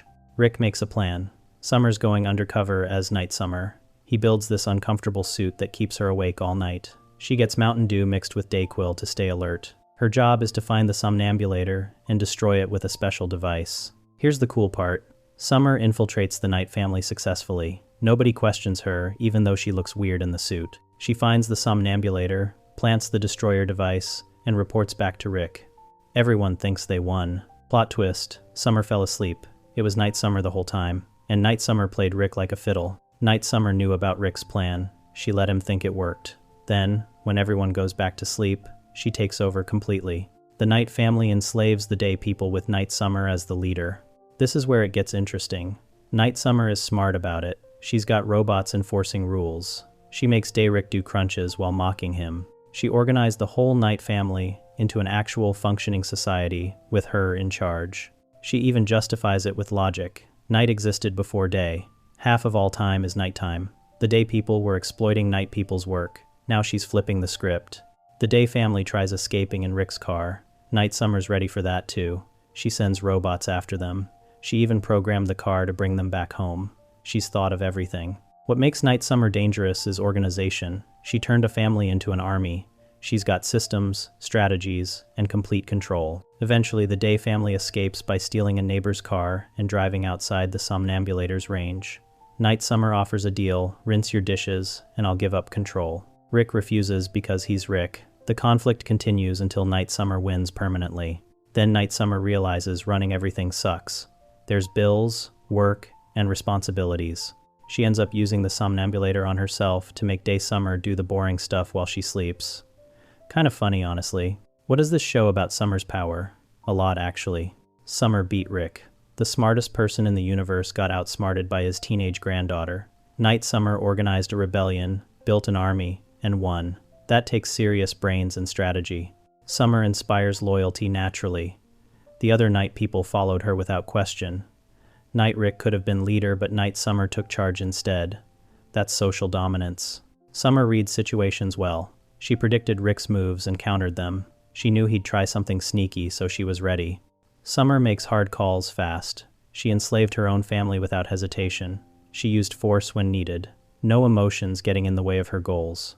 Honestly, Night Summer is what happens when Summer has zero moral limits. She's got Rick's intelligence and Beth's coldness, but way better people skills than both. Day Summer also did well before falling asleep. She infiltrated enemy territory and almost finished the mission. She can work independently and handle pressure. Her weakness is basic biology. Humans need sleep. Once she crashed, Night Summer took over. Can't really blame her for that. The episode proves Summer can lead when given a chance. She doesn't wait for permission, she just takes charge. The other Night people accepted her as boss immediately. Compare this to Morty, who just follows orders in this episode. He reacts to stuff but doesn't shape events. Summer actively controls what happens. Summer's leadership style is pretty authoritarian though. Night Summer didn't ask for input or votes. She gave orders and expected them followed. Effective but kind of scary for a teenager. The fact that Summer naturally became leader says something. Rick's supposed to be the smartest, but Night Summer took charge anyway. The others followed her instead of Night Rick. Summer's power comes from organizing people and reading social situations. That's different from Rick's tech genius or Morty's survival instincts. It's its own kind of strength. Her competitive streak with Morty pushes her to constantly improve. She wants to prove she's just as capable, maybe more. That drive makes her dangerous in a good way. Time to wrap up Summer's rating and explain why she gets a 38 out of 100. Summer sits in the upper above average human range. She's close to the 41 threshold for enhanced human, but doesn't quite make it. That 38 puts her just 4 points below Morty's 42, which makes sense when you look at what they've each been through. The 4-point gap between Summer and Morty comes down to experience. Morty's been on way more life or death adventures. He's survived situations that should have killed him dozens of times. Summer goes on adventures too, but not as often. She hasn't had the same volume of extreme situations, forcing her to adapt. Summer's main strengths are social manipulation and leadership. She reads people naturally and knows how to get them to do what she wants. She can organize groups and inspire loyalty. Knight family proves she can lead a rebellion and actually win against Rick. That's legitimately impressive.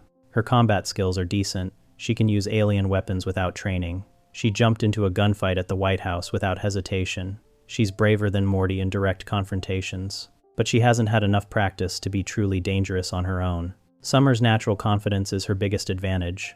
Morty doubts himself constantly, even though he's capable. Summer believes in herself, which makes her more effective. That confidence gap matters in crisis situations. If Summer got more combat training and field experience, she could easily hit 45 to 50 on the scale. She's got the raw intelligence and fearlessness. She just needs repetitions. More adventures would close that gap with Morty fast. Summer's also more emotionally stable than Morty, despite similar trauma exposure. Morty's got PTSD and anxiety from all the horrible stuff he's seen. Summer handles it better somehow. Maybe because she chooses to go on adventures instead of being dragged along. That sense of control helps. Her competitive streak with Morty drives continuous improvement. She wants to prove she's just as good or better than him. That motivation pushes her to learn faster and take more risks. It's healthy competition that makes both of them stronger. Summer's weakness is still human durability. No cybernetics, no healing factor, no superpowers. A bullet kills her like anyone else. She's tough mentally but physically vulnerable. She also lacks formal training in anything. Everything she knows comes from on the job, learning during adventures. That makes her inconsistent. Sometimes she's brilliant, other times she makes rookie mistakes. Compare Summer to other family members. She's 20 points below Beth's 56. Beth's got medical training, more life experience, and better technical skills. But Summer's catching up fast. Give her 10 more years, and she might pass Beth. Jerry's at 18, a full 20 points below Summer. That gap shows how much more capable Summer is than her dad. Jerry's helpless in most situations. Summer handles crisis situations like a pro. Rick's at 94, which puts him 56 points above Summer. That gap's not closing anytime soon. Rick's on a completely different level. But Summer's the only family member who's successfully beaten Rick in a direct conflict, as Knight Summer. That counts for something. The 38 rating reflects Summer's current state. She's above average in multiple areas but not enhanced in any. She's capable but not superhuman. She's experienced but not veteran level yet. Her social skills are her best asset. In situations where you need to negotiate, manipulate, or organize people, Summer's probably the best choice in the family after Rick. Maybe even better than Rick since people actually like her. Her rating will probably go up over time. She's still developing. Every adventure teaches her something new. Her confidence and natural ability mean she's got a high ceiling. Summer's at that interesting spot where she's clearly powerful but still has room to grow. She's past normal teenager but not quite badass adventurer yet. Give her another season or two of character development, and she might hit that 45 to 50 range easily. Now let's move on to how strong Beth is, and don't forget to subscribe to our channel if you enjoy our content. Beth. Section 1. Surgical precision and medical expertise. 1,000 words. Looking at Beth's medical skills and how they make her dangerous, she's a horse surgeon, but her knowledge goes way beyond just animals. The ABCs of Beth starts with the family watching news about a child murderer getting executed. Beth mentions the guy ate her childhood best friend Tommy. She dealt with it by pretending Tommy got lost in a magical world called Fruppyland that she made up. Rick hears this and gets mad. Turns out Fruppyland was real. Rick actually built it for Beth when she was a kid. He pulls out the entrance, which is literally a chalk door that opens into another dimension. Beth freaks out because if Fruppyland is real, Tommy might still be trapped there. Rick says, Tommy's probably dead by now. They go inside to check. Fruppyland looks like a kid's playground. Rainbow rivers, bouncy ground, cute creatures. Everything's colorful and safe looking. Beth starts yelling at Rick for locking her in here as a child. She calls it a glorified chicken coop. Rick gets defensive because he put real work into building this place. He made the water breathable and the ground bouncy so Beth couldn't get hurt. Beth says he should have spent that energy actually being a dad. Rick pretends to kill himself by jumping off a cliff, but he just bounces back up. He tries drowning in the river, but the water's breathable. Everything here was designed to be totally safe for kids. Then this nasty giant bird attacks Rick. It's got actual sharp claws that hurt him badly. This doesn't make sense. Fruppyland creatures were supposed to be harmless. The bird grabs Rick and flies away while he's screaming in pain. Beth thinks Rick's still faking to prove a point. He's not though. The bird takes him to its nest where 3 ugly baby birds start attacking him too. One of them literally bites his whole arm off. Rick falls out of the nest and has to use some device to stick a robot arm on his bloody stump. Beth walks over acting sarcastic about how safe everything is. Rick shoots the bird with his new robot arm, and it explodes. The arm scans the bird's DNA and finds something weird. It's part human, part Fruppyland creature. Beth figures it out instantly. Tommy survived here by having sex with the creatures, making hybrid babies, then eating them for food. He's been doing this for decades, through cannibalism and incest. Rick says, if that's true, Tommy probably became like a god to the hybrid kids he didn't eat. Right then, a bunch of hybrid creatures surround them with spears. They're smart enough to have built a medieval society. They take Rick and Beth prisoner to meet their king. Yep, Tommy's alive and ruling this whole civilization of his weird children. He's their god, because he literally created them and decides who lives or dies. Beth confronts Tommy about what he did. Tommy barely remembers her at first. When he does, he doesn't apologize or feel bad. He just survived, however he could. Things get violent, and Beth has to fight her way out. This is where her medical knowledge kicks in. She knows exactly where to hit these creatures to take them down. She's targeting weak spots, not just swinging randomly. Beth's surgical training shows up in how precise she is. She understands anatomy, so she knows where organs are, where arteries run, where nerves cluster. That makes her way more effective in a fight than someone just using strength. Her hands are steady too. Surgery requires super precise movements under pressure. Same skills work in combat. She can make accurate hits even when things are chaotic. Beth treats alien species in her regular job. That means she's learned different biologies work differently. She can adapt what she knows to weird situations like fighting hybrid creatures. Honestly, Beth's scary because she knows exactly where to cut. Most people in a fight just try to hit hard. Beth would go straight for arteries or vital organs. That surgical precision is brutal. Her weakness is she's just human though. No cybernetics like Rick. No special powers, just knowledge and steady hands. But that knowledge is seriously powerful if she wanted to hurt someone. The episode ends with Rick offering Beth a crazy choice. He can make a clone that thinks it's her. Real Beth can leave and explore the universe while clone Beth lives her life. Or Beth stays and no clone gets made. Rick won't tell her which one she picked. If she's the clone, she needs to believe she's real. If she's real, knowing she might be a clone would mess her up, so he'll never say. This whole thing shows Beth's smart as hell. She figured out Tommy's survival plan just from seeing hybrid DNA. That's quick thinking, under serious pressure. Beth handled Fruppyland without panicking too. She dealt with dangerous creatures and violent situations pretty calmly. Her medical training helped her understand threats and respond fast. The dark part is Beth's childhood imagination created the world that let Tommy become a cannibal god. That's messed up. Shows there's something twisted in Beth's head even as a kid. That darkness is still there as an adult. Beth's power comes from understanding how living things work. Years of studying anatomy means she can look at something and know how to take it apart. Kind of a terrifying ability, honestly. She's also got her dad's genes, which probably helps. Rick's a genius, and Beth inherited some of that intelligence. She applies it to medicine instead of inventing stuff. Beth's rating reflects this. She's got specialized knowledge that's dangerous in the right situation. She's not a fighter by nature, but she could be deadly if she wanted. She knows too much about biology to be harmless. The episode proves Beth can handle extreme situations. Most people would lose it, finding out their childhood friend became a cannibal god. Beth just adapted and fought her way out. That's pretty badass. Let's talk about Beth's intelligence and how she handles tech. Beth's got Rick's genes, and you can see it when she picks up his equipment. Most people would have no idea what to do with a portal gun. Beth figures out alien weapons and spacecraft like it's normal. Star Mort Return of the Jerry opens with Space Beth, the version of Beth who left Earth for adventures getting chased by aliens. She's flying a stolen Federation ship through a firefight. Lasers everywhere, explosions, the whole deal. Space Beth's at the controls, yelling at some bug alien she just saved to get them out while she fights off attackers. The bug keeps messing up her name, Bladesmith or whatever. Space Beth's annoyed because Beth Smith is apparently too boring to remember even when you're a galaxy-wide rebel leader. The Federation has her listed as Most Wanted. She's that big of a threat. Space Beth's flying this ship through combat and doing crazy maneuvers in stolen alien tech she probably grabbed like an hour ago. No manual, no tutorial, just figured it out and started fighting a space war. That's Rick-level stuff right there. Back on Earth, regular Beth's living her normal life. Rick shows up invisible using some belt. The kids are fighting over it. Normal family chaos. Then Space Beth portals and looking for Rick because she found a bomb in her neck and wants answers. Rick's surprised she came back. He put that bomb there in case his space daughter ever returned to Earth. Real Dad of the Year material. Space Beth's pissed and wants to kill him.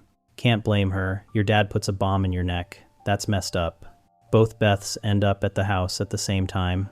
Rick's trying to keep them separate, but it doesn't work. The family's going to therapy when the new Galactic Federation shows up. They want Space Beth because she's been causing them problems across the galaxy. Tammy the traitor, from Bird Person's wedding, who's somehow alive again as a cyborg, leads the attack. She crashes into the therapy office with a whole squad. Guns everywhere, family surrounded, looks bad.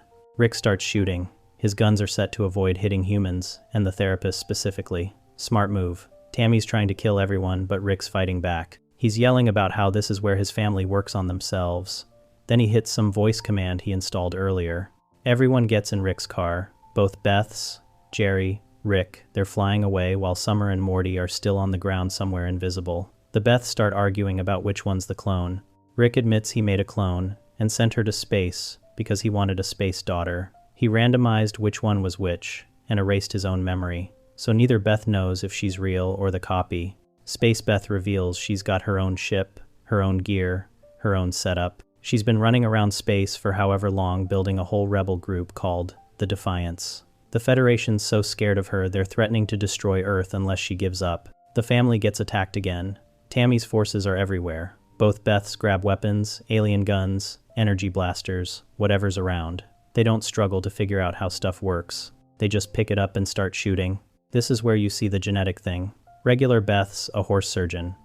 Her experience with tech is medical equipment, and maybe Rick's garage stuff she's seen. Space Beth's been using this gear longer, sure, but regular Beth keeps up immediately. Same aim, same movements, same understanding of how the weapons work. They're fighting Federation soldiers, trained military from an empire controlling multiple galaxies. These aren't random bad guys. They're professionals with good equipment. Both Beths are doing fine, taking cover together, timing their shots, moving through combat like they've done it before. Rick gets them to the Federation's main ship. It's got this planet-killer weapon called the NX-5 about to blow up Earth. Summer and Morty are trying to shut it down from inside. Rick's going to rescue both Beths who got captured. Phoenix Person shows up, that's Bird Person, who got turned into a cyborg. He's working for the Federation now and trying to kill Rick. They're having this brutal fight while both Beths are locked up nearby. The Beths break out by kicking each other between the eyes to short out the restraints. That's smart, they spotted a weakness in alien prison tech and used it immediately. No waiting around, just saw the chance and took it. They find weapons and armor. Space Beth's got her usual gear, but regular Beth's working with whatever she grabbed. Doesn't matter, she's moving just as well. Both shooting, Federation guards, clearing rooms, working through the ship.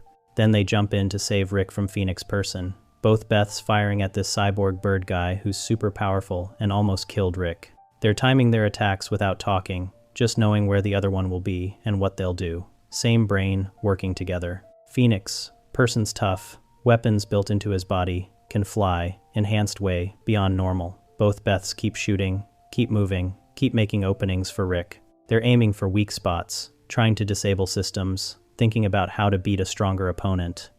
Jerry eventually saves the day by using Tammy's dead body like a puppet to mess with Phoenix Person emotionally, which is weird, but it works. Point is, both Beths were doing fine against a serious threat, using tech they barely know.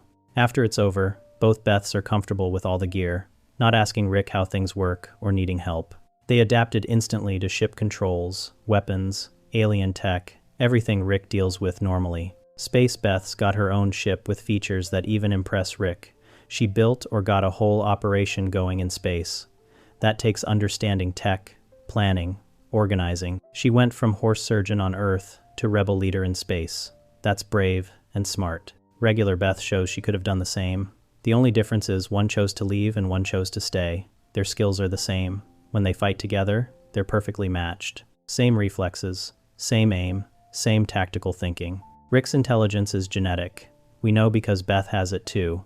She uses it differently than Rick does. She became a surgeon instead of an inventor, but the ability's there. Give her alien tech, and she figures it out fast. Put her in combat, and she adapts. Most people can't do what Beth does here. Most people would panic or die quickly. Both versions of Beth treated it like another day. Grabbed weapons, started shooting, saved her family, no problem. Regular Beth chose to hold this back. She picked a normal life with Jerry and the kids over becoming Space Beth. That choice cost her developing these skills earlier. Imagine if Earth Beth had been going on adventures with Rick this whole time. She'd be just as dangerous as Space Beth, maybe more because she'd have Rick training her directly. Space Beth proves what Beth's limit is. Galaxy-wide rebel leader, pilot, fighter, tactician. That's the potential sitting in regular Beth waiting to come out. She's already a surgeon, which needs steady hands and spatial thinking. Add Rick's tech, and she becomes actually dangerous. Beth gets a 56 out of 100 on the power scale. That's solidly enhanced human range, way above normal people. The inherited smarts from Rick push her up a lot. The medical training adds precision and biology knowledge. Being able to use Rick's tech multiplies how effective she is. Without the tech, Beth would probably be around 40 to 45. Smart, capable, professional skills. With Rick's equipment, she jumps to 56. That boost from tech shows how important it is. Beth's dangerous because she can pick up almost any weapon or device and use it well right away. Space Beth probably runs around 65 inches her normal setup. More practice with the equipment and more combat experience. Earth Beth matched her in direct combat though, proving the potential's there. Just hasn't been developed because she picked a different path. The 18-point gap between Beth at 56 and Summer at 38 shows medical training and better technical skills. Summer's getting there, but Beth's got years of education and work experience. The gap between Beth and Morty at 42 is smaller, only 14 points, because Morty's field experience partly makes up for Beth's formal training. Rick's at 94, which puts him 38 points above Beth. That's the difference between inherited genius and developed genius. Beth got the genes, but Rick spent decades building on them. That genetic piece is why Beth can work with alien tech, while most humans would be totally lost. If Beth fully went with Rick's lifestyle, she could probably hit 65 to 70. That's Space Beth's range when she's going full speed. Earth Beth, choosing family over adventure, is just a different choice.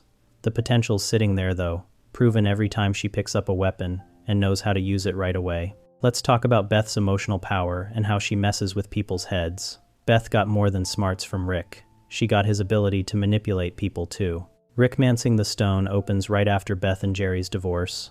Jerry's leaving while Rick, Morty, and Summer come back from an adventure. The kids are dealing with their parents splitting up. Jerry's trying to say goodbye, but nobody cares. Rick makes jokes and tells Jerry to stay in the driveway or the security system will kill him.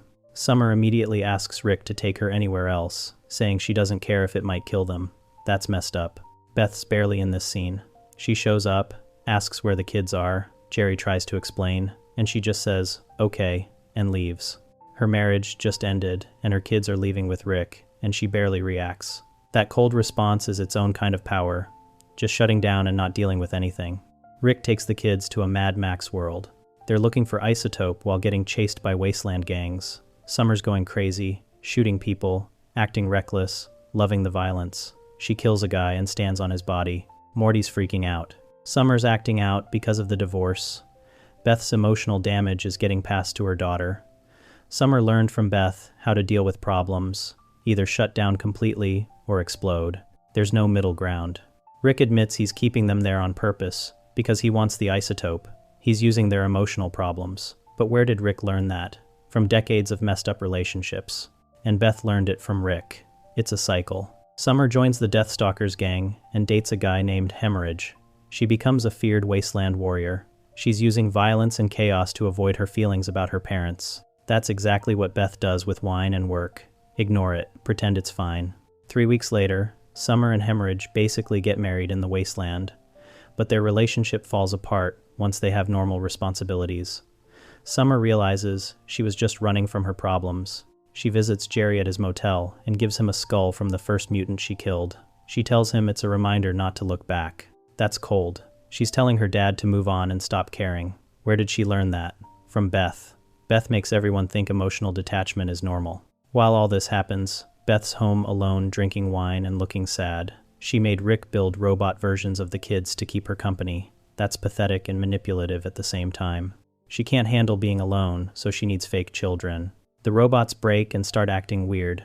One says, "I want to be alive. Mother, I love you," before Rick shuts it down. Even fake versions of her kids are desperate for her validation. That tells you how Beth treats her real kids. Autoerotic assimilation shows Beth's manipulation more directly. Rick reunites with Unity, a hive mind he used to date.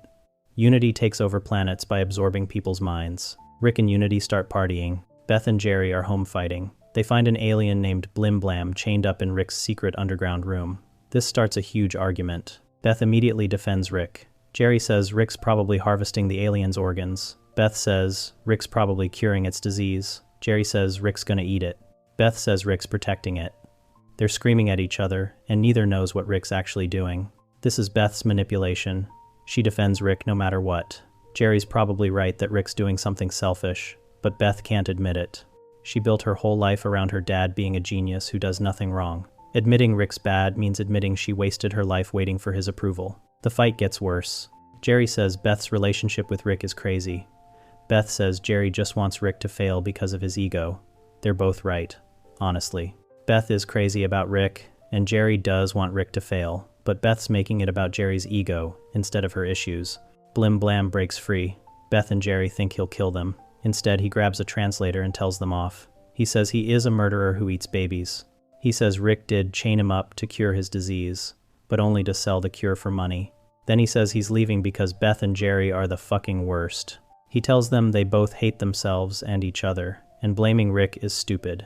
He says he's an alien who can't even laugh, and even he's sitting there thinking, what the fuck? Then he says good luck with their marriage, and he's sorry Rick has to deal with them. That's brutal. An alien baby eater thinks Beth and Jerry are too toxic, and he's right. Their problems aren't about Rick. Beth just uses Rick as an excuse to avoid her actual issues. That's psychological warfare. She makes every argument about Rick so she never has to look at herself. Beth's drinking shows up in both episodes. In Rickmancing the Stone, she's drinking wine while playing board games with robot kids. In Autoerotic Assimilation, she's drinking during the fight with Jerry. The wine's always there. The drinking is self-medication and self-sabotage at the same time. Beth's smart enough to know alcohol makes things worse, but she keeps drinking because it dulls the pain of giving up her dreams to marry Jerry. The intelligence from Rick means she understands exactly how much she's messing up. That awareness makes it worse. Beth's power is making everyone else responsible for her emotions. Jerry has to manage her feelings about Rick. The kids have to avoid her drinking and mood swings. Rick has to keep her happy or she falls apart. She built a system where everyone's constantly trying to keep her stable, and if they fail, it's their fault. That's dangerous. More dangerous than physical violence because you can't see it. Summer can shoot people, and everyone notices. Beth can emotionally destroy her family, and nobody calls it out, except an alien passing through. The manipulation came from Rick.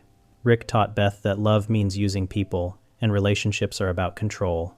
Beth does the same to Jerry and her kids. She controls through guilt, through passive aggression, through drinking, through threatening to fall apart if people don't do what she wants.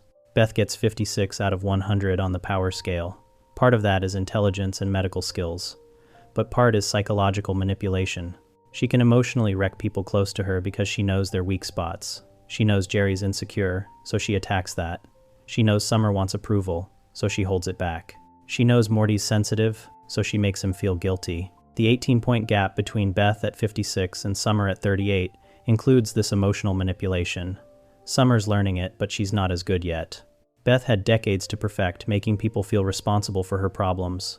That takes time to develop. If Beth fully embraced being like Rick, she could hit 65 to 70, but that means dropping all pretense of being good and openly manipulating everyone. Right now, she still pretends she's the victim.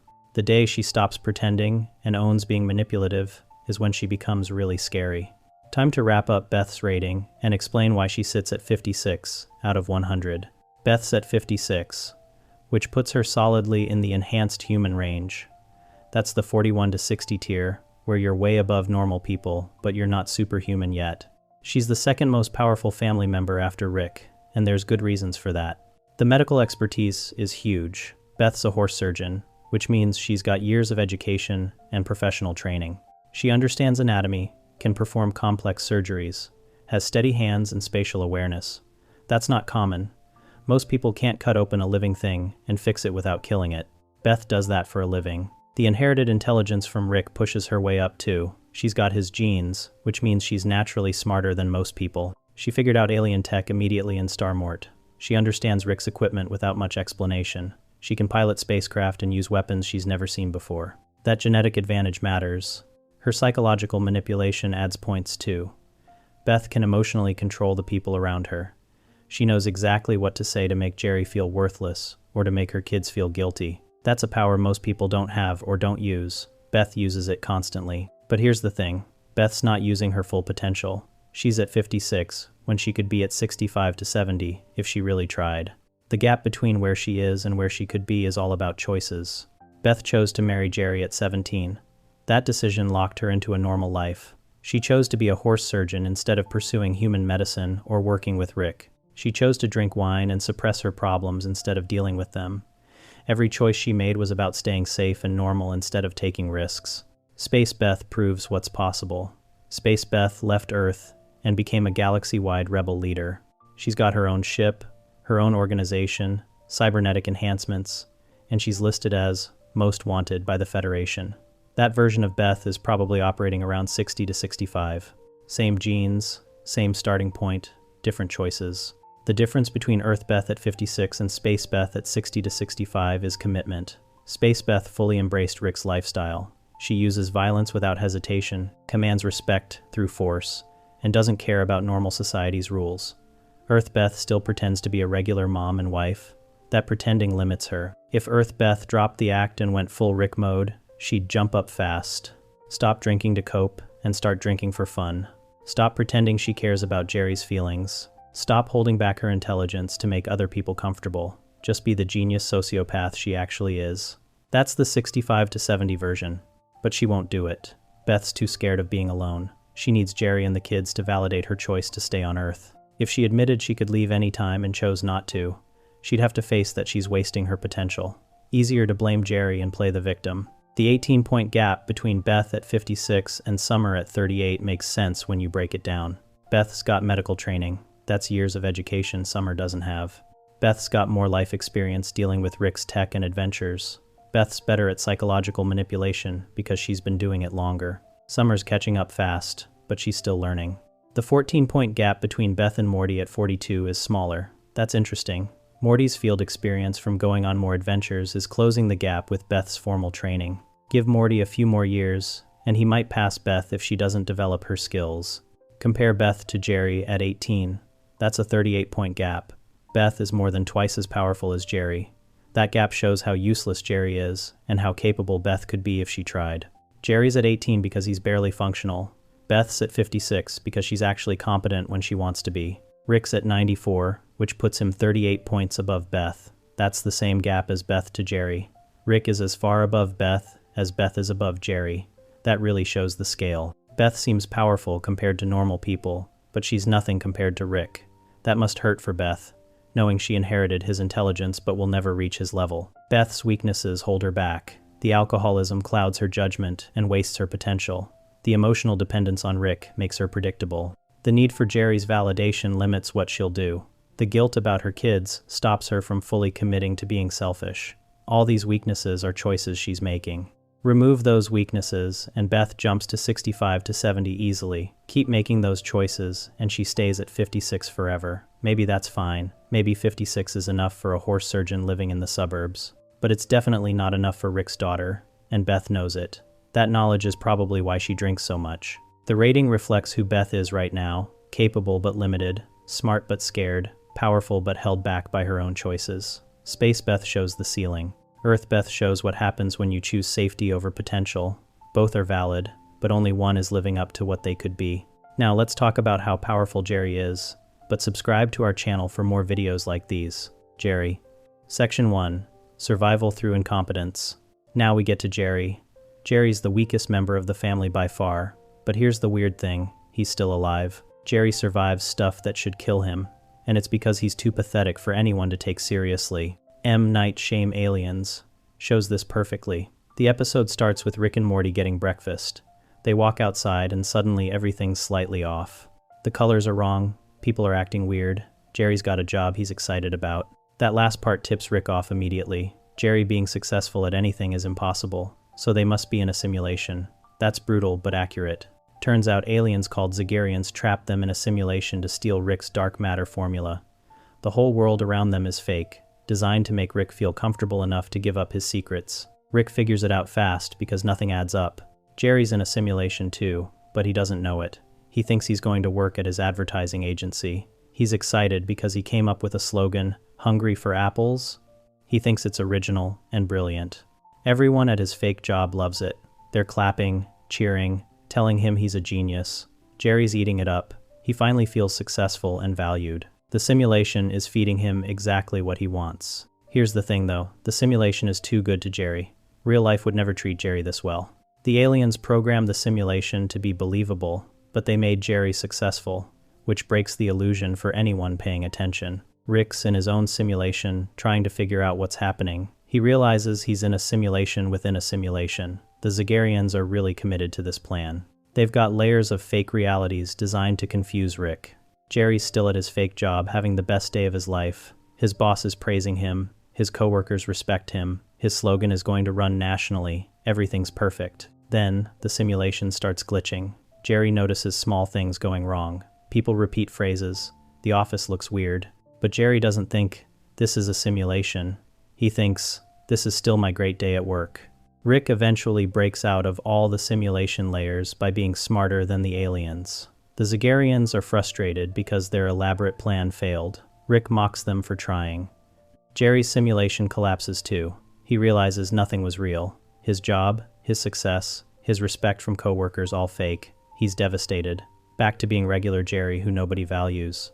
But here's what matters, Jerry's stupidity actually helped. The aliens made his simulation too unrealistic by making him successful. If they'd made Jerry fail at everything like usual, Rick might not have noticed something was wrong as quickly. Jerry being a loser is so fundamental to reality that changing it reveals the fake. Jerry survived the alien plot by being too dumb to be useful. The aliens wanted Rick's formula. They didn't care about Jerry. He was just set dressing in the simulation, not important enough to worry about. That's Jerry's survival strategy, be so irrelevant that threats ignore you. Total Recall shows the same thing from a different angle. The family's got a parasite problem. These parasites implant fake memories in people's heads and disguise themselves as family members or friends. The house is full of fake people. Uncle Steve, Cousin Nicky, Reverse Giraffe, Photography Raptor, Mr. Beauregard, dozens of supposed friends and family members that never existed. The parasites only create positive memories, so the family needs to remember negative experiences to figure out who's real. Jerry's in the kitchen with Beth and the kids trying to figure out who's a parasite. Everyone's suspicious of everyone else. People keep getting shot when they're identified as fake. Jerry doesn't contribute much. He's scared and confused like always. Beth's analyzing the situation. Summer and Morty are trying to figure out the pattern. Rick's the one who explained the rule about negative memories. Jerry's just there. Uncle Steve, who's a parasite, actually says something nice about Jerry before getting shot. He says Jerry's a good guy who deserves respect.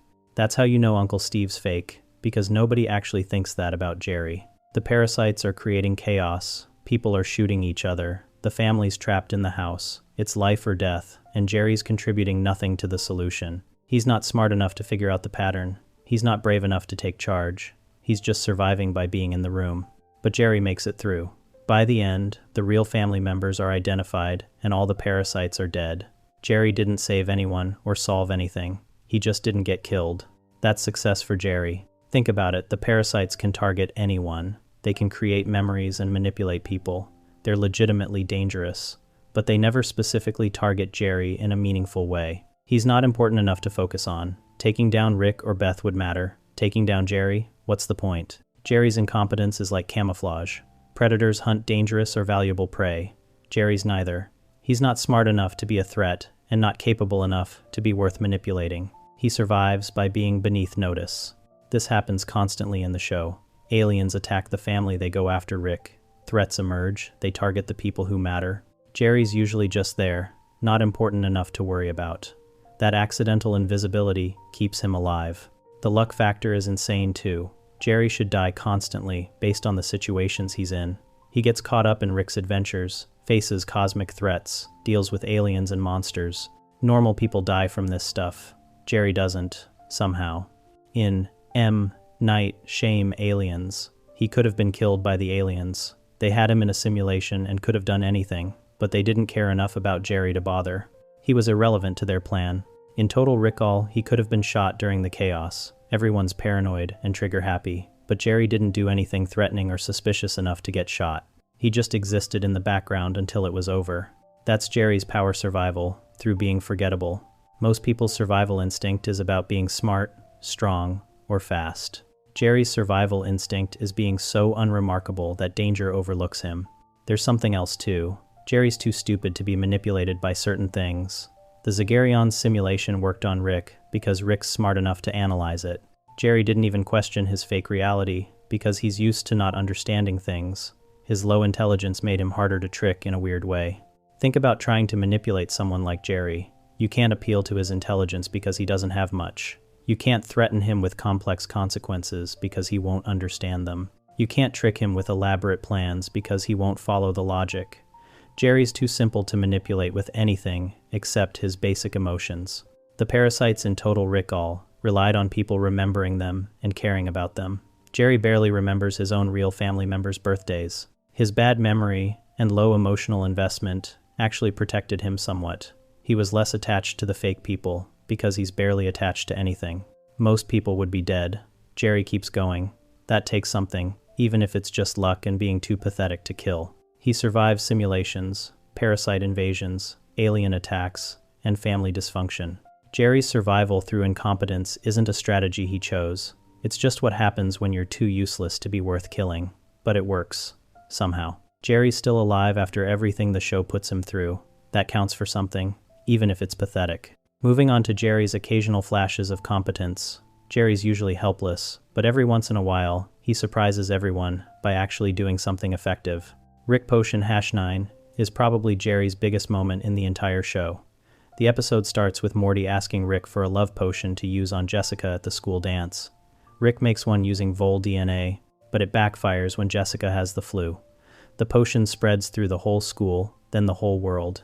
Everyone falls in love with Morty. Rick tries fixing it with praying mantis DNA, but that makes it worse. Now everyone's mutated into mantis creatures that want to mate with Morty and then kill him. Rick tries another fix using a mix of animal DNA. That creates Cronenberg's these gross blob monsters. The whole world turns into a nightmare. While all this is happening, Jerry's dealing with his own problems. He thinks Beth is cheating on him with her coworker Davin at the horse hospital. Beth got called into work late and isn't texting back. Jerry's paranoid and decides to drive to the hospital to check on her. Jerry gets in his car and heads out. The roads are total chaos. Mutated mantis people are everywhere, attacking cars and blocking the highway. Jerry's surrounded by these monsters trying to get to Morty. Here's where Jerry does something nobody expected. He finds a shotgun in an abandoned police car on the highway. Jerry grabs it and starts shooting. He's blasting his way through hordes of mantis creatures, just shooting them down, moving through the chaos.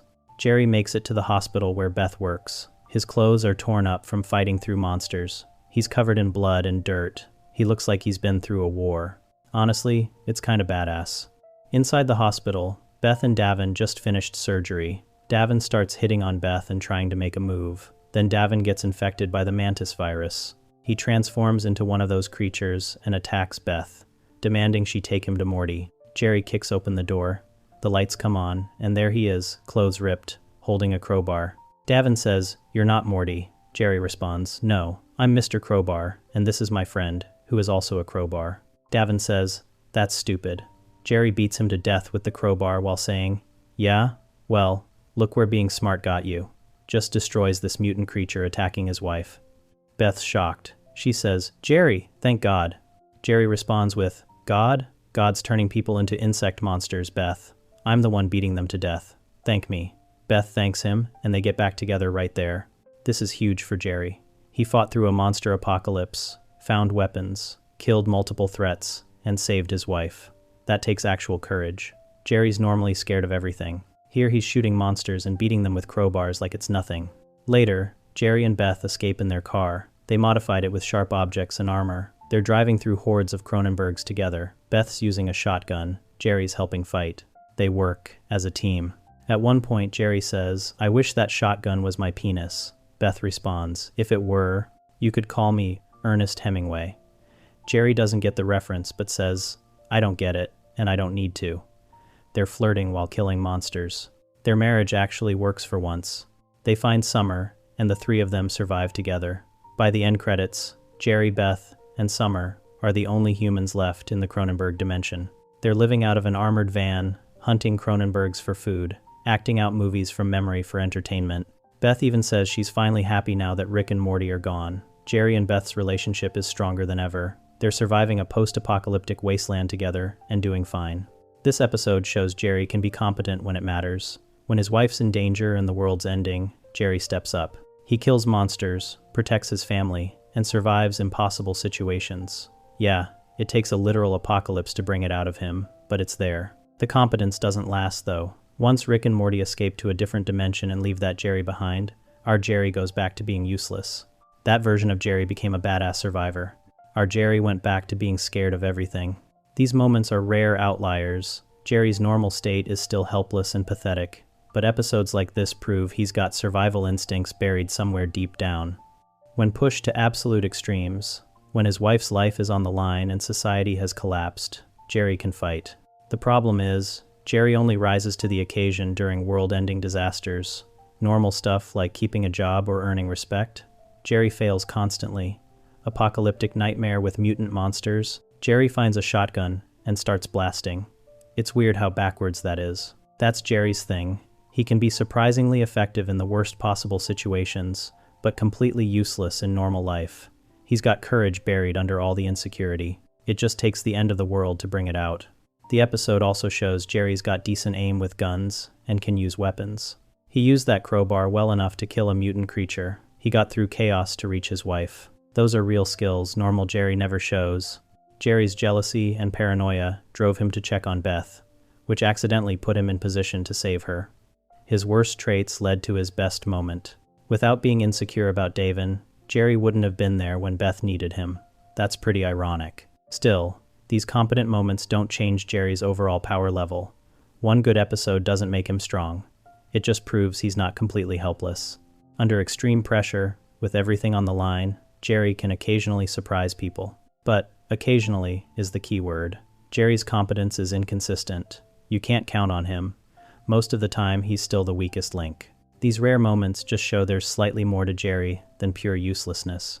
Now, let's talk about Jerry's one real power, making people feel bad for him. Jerry can't fight, can't solve problems, and can't do much of anything useful. But he's really good at guilt-tripping people and playing the victim.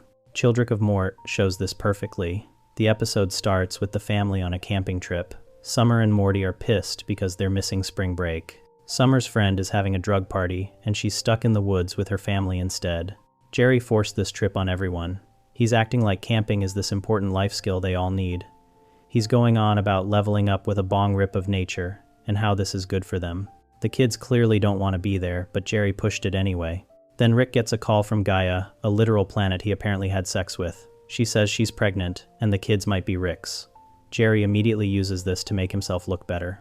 He says Rick came on the trip to avoid his problems, calling Rick a deadbeat dad. Beth orders Rick to go check on the planet babies. Jerry complains that the tubing permit was non-refundable. He's guilt-tripping them about wasting money on the camping trip even though he's the one who planned it. Classic Jerry move: create a problem, then make people feel bad about the consequences. Rick and Beth go help the planet. They're building a whole society for these clay kids. Meanwhile, Jerry's stuck camping with Summer and Morty. He's trying to teach them wilderness skills, but the kids aren't interested. Jerry makes them s'mores. He's all proud like he did something special. Summer immediately tears into him. She says the only reason Jerry likes camping is because it's the one place where he might seem competent.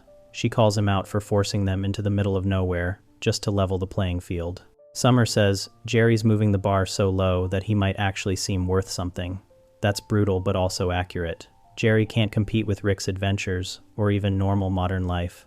So he drags everyone to a place with no technology, where basic survival makes him look useful. Jerry gets upset and says he's going for a walk. He's playing the victim now. Oh, poor me. My daughter sees through my BS. He walks off alone, acting hurt. Jerry falls off a cliff and lands in a clearing. He meets the unproductives, these clay people that Rick and Beth rejected from their society. They're DJs, foodies, influencers, people who don't fit into Rick and Beth's productive system. Jerry starts teaching them camping. He's suddenly the expert, the leader, the important one. These clay people worship him because they don't know any better. Jerry's finally getting the respect he craves. Summer and Morty find their way to Rick and Beth's city. They see this advanced civilization that Rick and Beth built together. The kids are impressed, but also realize they've got no real skills themselves. They sit down, exhausted and useless. Back with Jerry, the unproductives are building houses. Jerry freaks out. He says no houses, no doors. Once you have doors, you have indoors, and then you won't want to camp anymore. He's keeping them dependent on him by preventing them from advancing. The clay people start chanting, "Bad, bad, bad," about the people in the city. Jerry's teaching them to reject progress and development. He's literally keeping them dumb and primitive so he can stay in charge. God shows up, the actual father of the clay kids. God's this huge, glowing figure in the clouds. He gives his power to Jerry and the unproductives. Suddenly Jerry's got divine abilities. He can shoot energy beams and summon plagues. Jerry leads an attack on Rick and Beth's city. He's unleashing locusts and diseases on them. When Beth tries to reason with him, Jerry says this is about him wanting to feel needed. He admits it out loud. He manipulated everyone into this camping trip just to feel important. Jerry says Beth sold out her family for Rick's approval. He's trying to make her feel guilty for working with Rick instead of supporting Jerry. That's his go-to move. Make everyone else the bad guy so he's the victim. Jerry gets into a fight with God. He's got a divine staff now, giving him God-level powers. But even with literal divine power, Jerry doesn't do anything useful. He makes bugs. He could cure cancer or raise the dead, but instead, he makes locusts, because that's his level of thinking. The fight escalates. Jerry's fighting God, Rick's fighting God, Beth's dealing with the unproductives storming the city. It's total chaos. Summer and Morty accidentally crash a spaceship into God's head and kill him. After everything settles down, Jerry admits the truth. He says he didn't want to teach the kids about tents, he just wanted to feel important. He apologizes for using them to boost his own ego. He actually admits he manipulated the whole situation. But here's the thing, Jerry's manipulation usually backfires. Summer saw through it immediately. She called him out before they even started camping.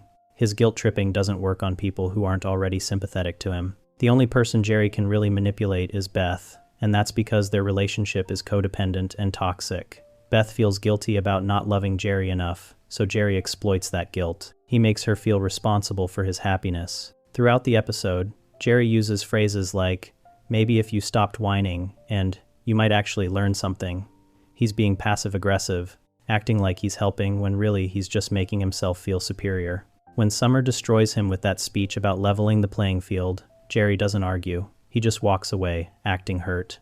That's manipulation too, making them feel bad for hurting his feelings when they were just being honest. Jerry's weaponized patheticness is his only real power. He's so useless and sad that people feel guilty being mean to him. It's like kicking a puppy. Technically you could do it, but you'd feel terrible after. The problem is, everyone can see through it. Rick constantly calls Jerry out. The kids mock him. Even Beth knows what he's doing. She just falls for it anyway because she's trapped in the same pattern. Jerry's guilt tripping occasionally works short term. He got Beth to marry him by getting her pregnant. He keeps her around by making her feel responsible for his happiness. But long term, it just makes everyone resent him. By the end of the episode, Jerry's back to admitting he just wanted validation. He says, "Love is the only power that matters." Morty points out Jerry had actual God powers and did nothing useful with them. That sums up Jerry perfectly. Give him infinite power, and he'll still accomplish nothing. The manipulation comes from weakness, not strength. Jerry doesn't strategically plan to guilt people. He's just naturally so pathetic that guilt happens as a side effect. People feel bad for him because he's genuinely that useless. Jerry's social manipulation adds maybe 2 to 3 points to his power level. It's enough to keep Beth from completely abandoning him. It's enough to occasionally get sympathy from his kids. But it's not enough to actually change his situation or earn real respect. The key difference between Jerry's manipulation and real social power is intention versus desperation. Someone with real social skills chooses when and how to manipulate. Jerry just constantly radiates sadness and victimhood, hoping someone will take pity on him. Most of the time, people just get annoyed instead. Rick has zero patience for it. Summer sees right through it. Morty feels bad, but also knows it's BS. Only Beth consistently falls for it, and that's because of their specific relationship dynamic. Time to wrap up Jerry's rating and explain why he sits at 18 out of 100. Jerry's at 18, which puts him in the ordinary human divided by weak tier. That's the 0 to 20 range where you're basically helpless in most situations. Jerry's the weakest family member by far, and honestly, 18 might be generous. The 18 rating means Jerry's slightly above completely helpless. He can survive day-to-day life. He can talk, drive a car, make breakfast. Basic adult stuff works for him. That keeps him above a 10, which would be like a toddler or someone who can't function at all. Jerry's got no physical power. He can't fight. In Rick Potion #9, He showed he could shoot a gun and swing a crowbar when the world ended. But that's literally the only time. Normal Jerry runs from conflict. He's weak, slow, and has no training. Jerry's got no mental power either. He's not smart. He can't solve problems. His best idea for any situation is usually the worst choice. He lost his job because he pitched "Hungry for Apples," thinking it was original. It's basically "Got milk?" with apples. That's Jerry's brain working. Jerry's got no special skills. He can't use Rick's tech. He can't pilot ships. He can't understand alien stuff. He can't do anything that would help in the situations this family faces. When everyone else is fighting or solving problems, Jerry's hiding or crying. The only thing Jerry can do is survive. He's like a cockroach somehow still alive despite everything trying to kill him. That survival ability is worth something, even if it's just luck and being too pathetic to kill. Jerry's guilt tripping adds maybe 2 to 3 points. It keeps Beth around sometimes. It makes people feel bad for him. But it's not real power, because everyone sees through it. You can't really manipulate people if they know what you're doing and just pity you. The 24-point gap between Jerry at 18 and Morty at 42 is huge. That's more than double. Morty can survive Rick's adventures, use alien tech, and sometimes save the day. Jerry can barely survive a camping trip. The gap shows how much more capable a 4-year-old is than Jerry. Compare Jerry to Summer at 38. That's a 20-point gap. Summer's got social skills, courage, and can adapt. Jerry's got none of that. Summer can fight when needed.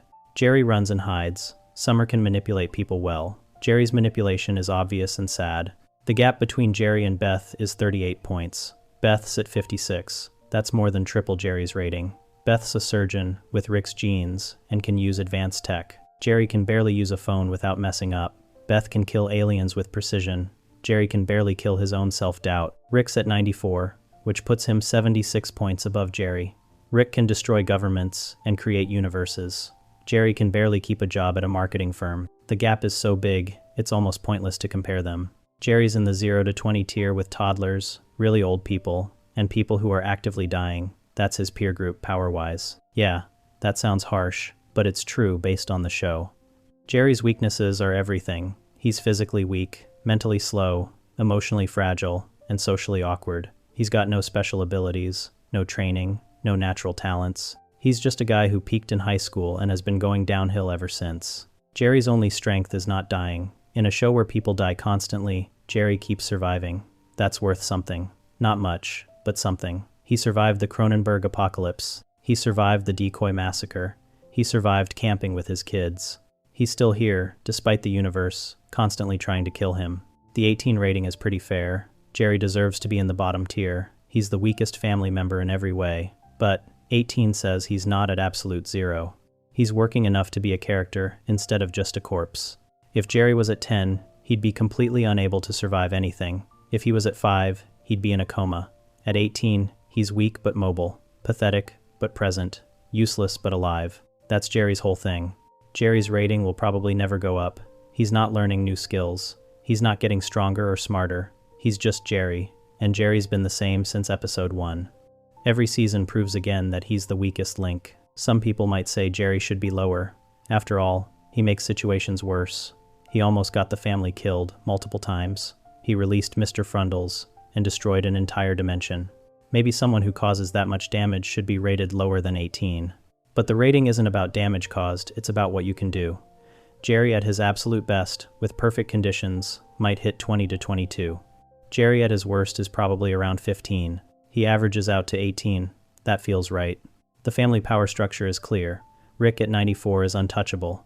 Beth at 56 is capable but limited. Morty at 42 is developing. Summer at 38 is close behind Morty. Jerry at 18 is barely working.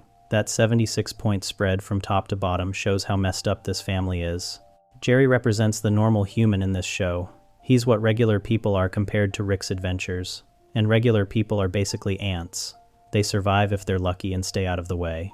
That's Jerry's entire existence. The rating system is harsh but fair. Jerry's at 18 because he's weak, dumb, pathetic, and barely survives through luck and pity. He's got no real power, no special abilities, and no chance of getting better. He is who he is, and who he is rates an 18 out of 100. Some fans like Jerry because he's relatable. Most people aren't genius scientists or brave adventurers. Most people are closer to Jerry just trying to survive and feel important. That doesn't change his power rating, though. Being relatable doesn't mean being capable. Jerry at 18 is the floor of the family. Everyone else is above him by a lot. That gap shows the difference between someone who can handle Rick's world and someone who can't. Jerry can't, and that's why he's at 18. The rating works because it's honest. Jerry's weak. The show makes this clear constantly. Giving him 18 says he's barely working, while recognizing he's not completely helpless. It's the right number for someone who survives, despite being outmatched in literally every situation. That's it for today. If you want more videos like these, subscribe to our channel.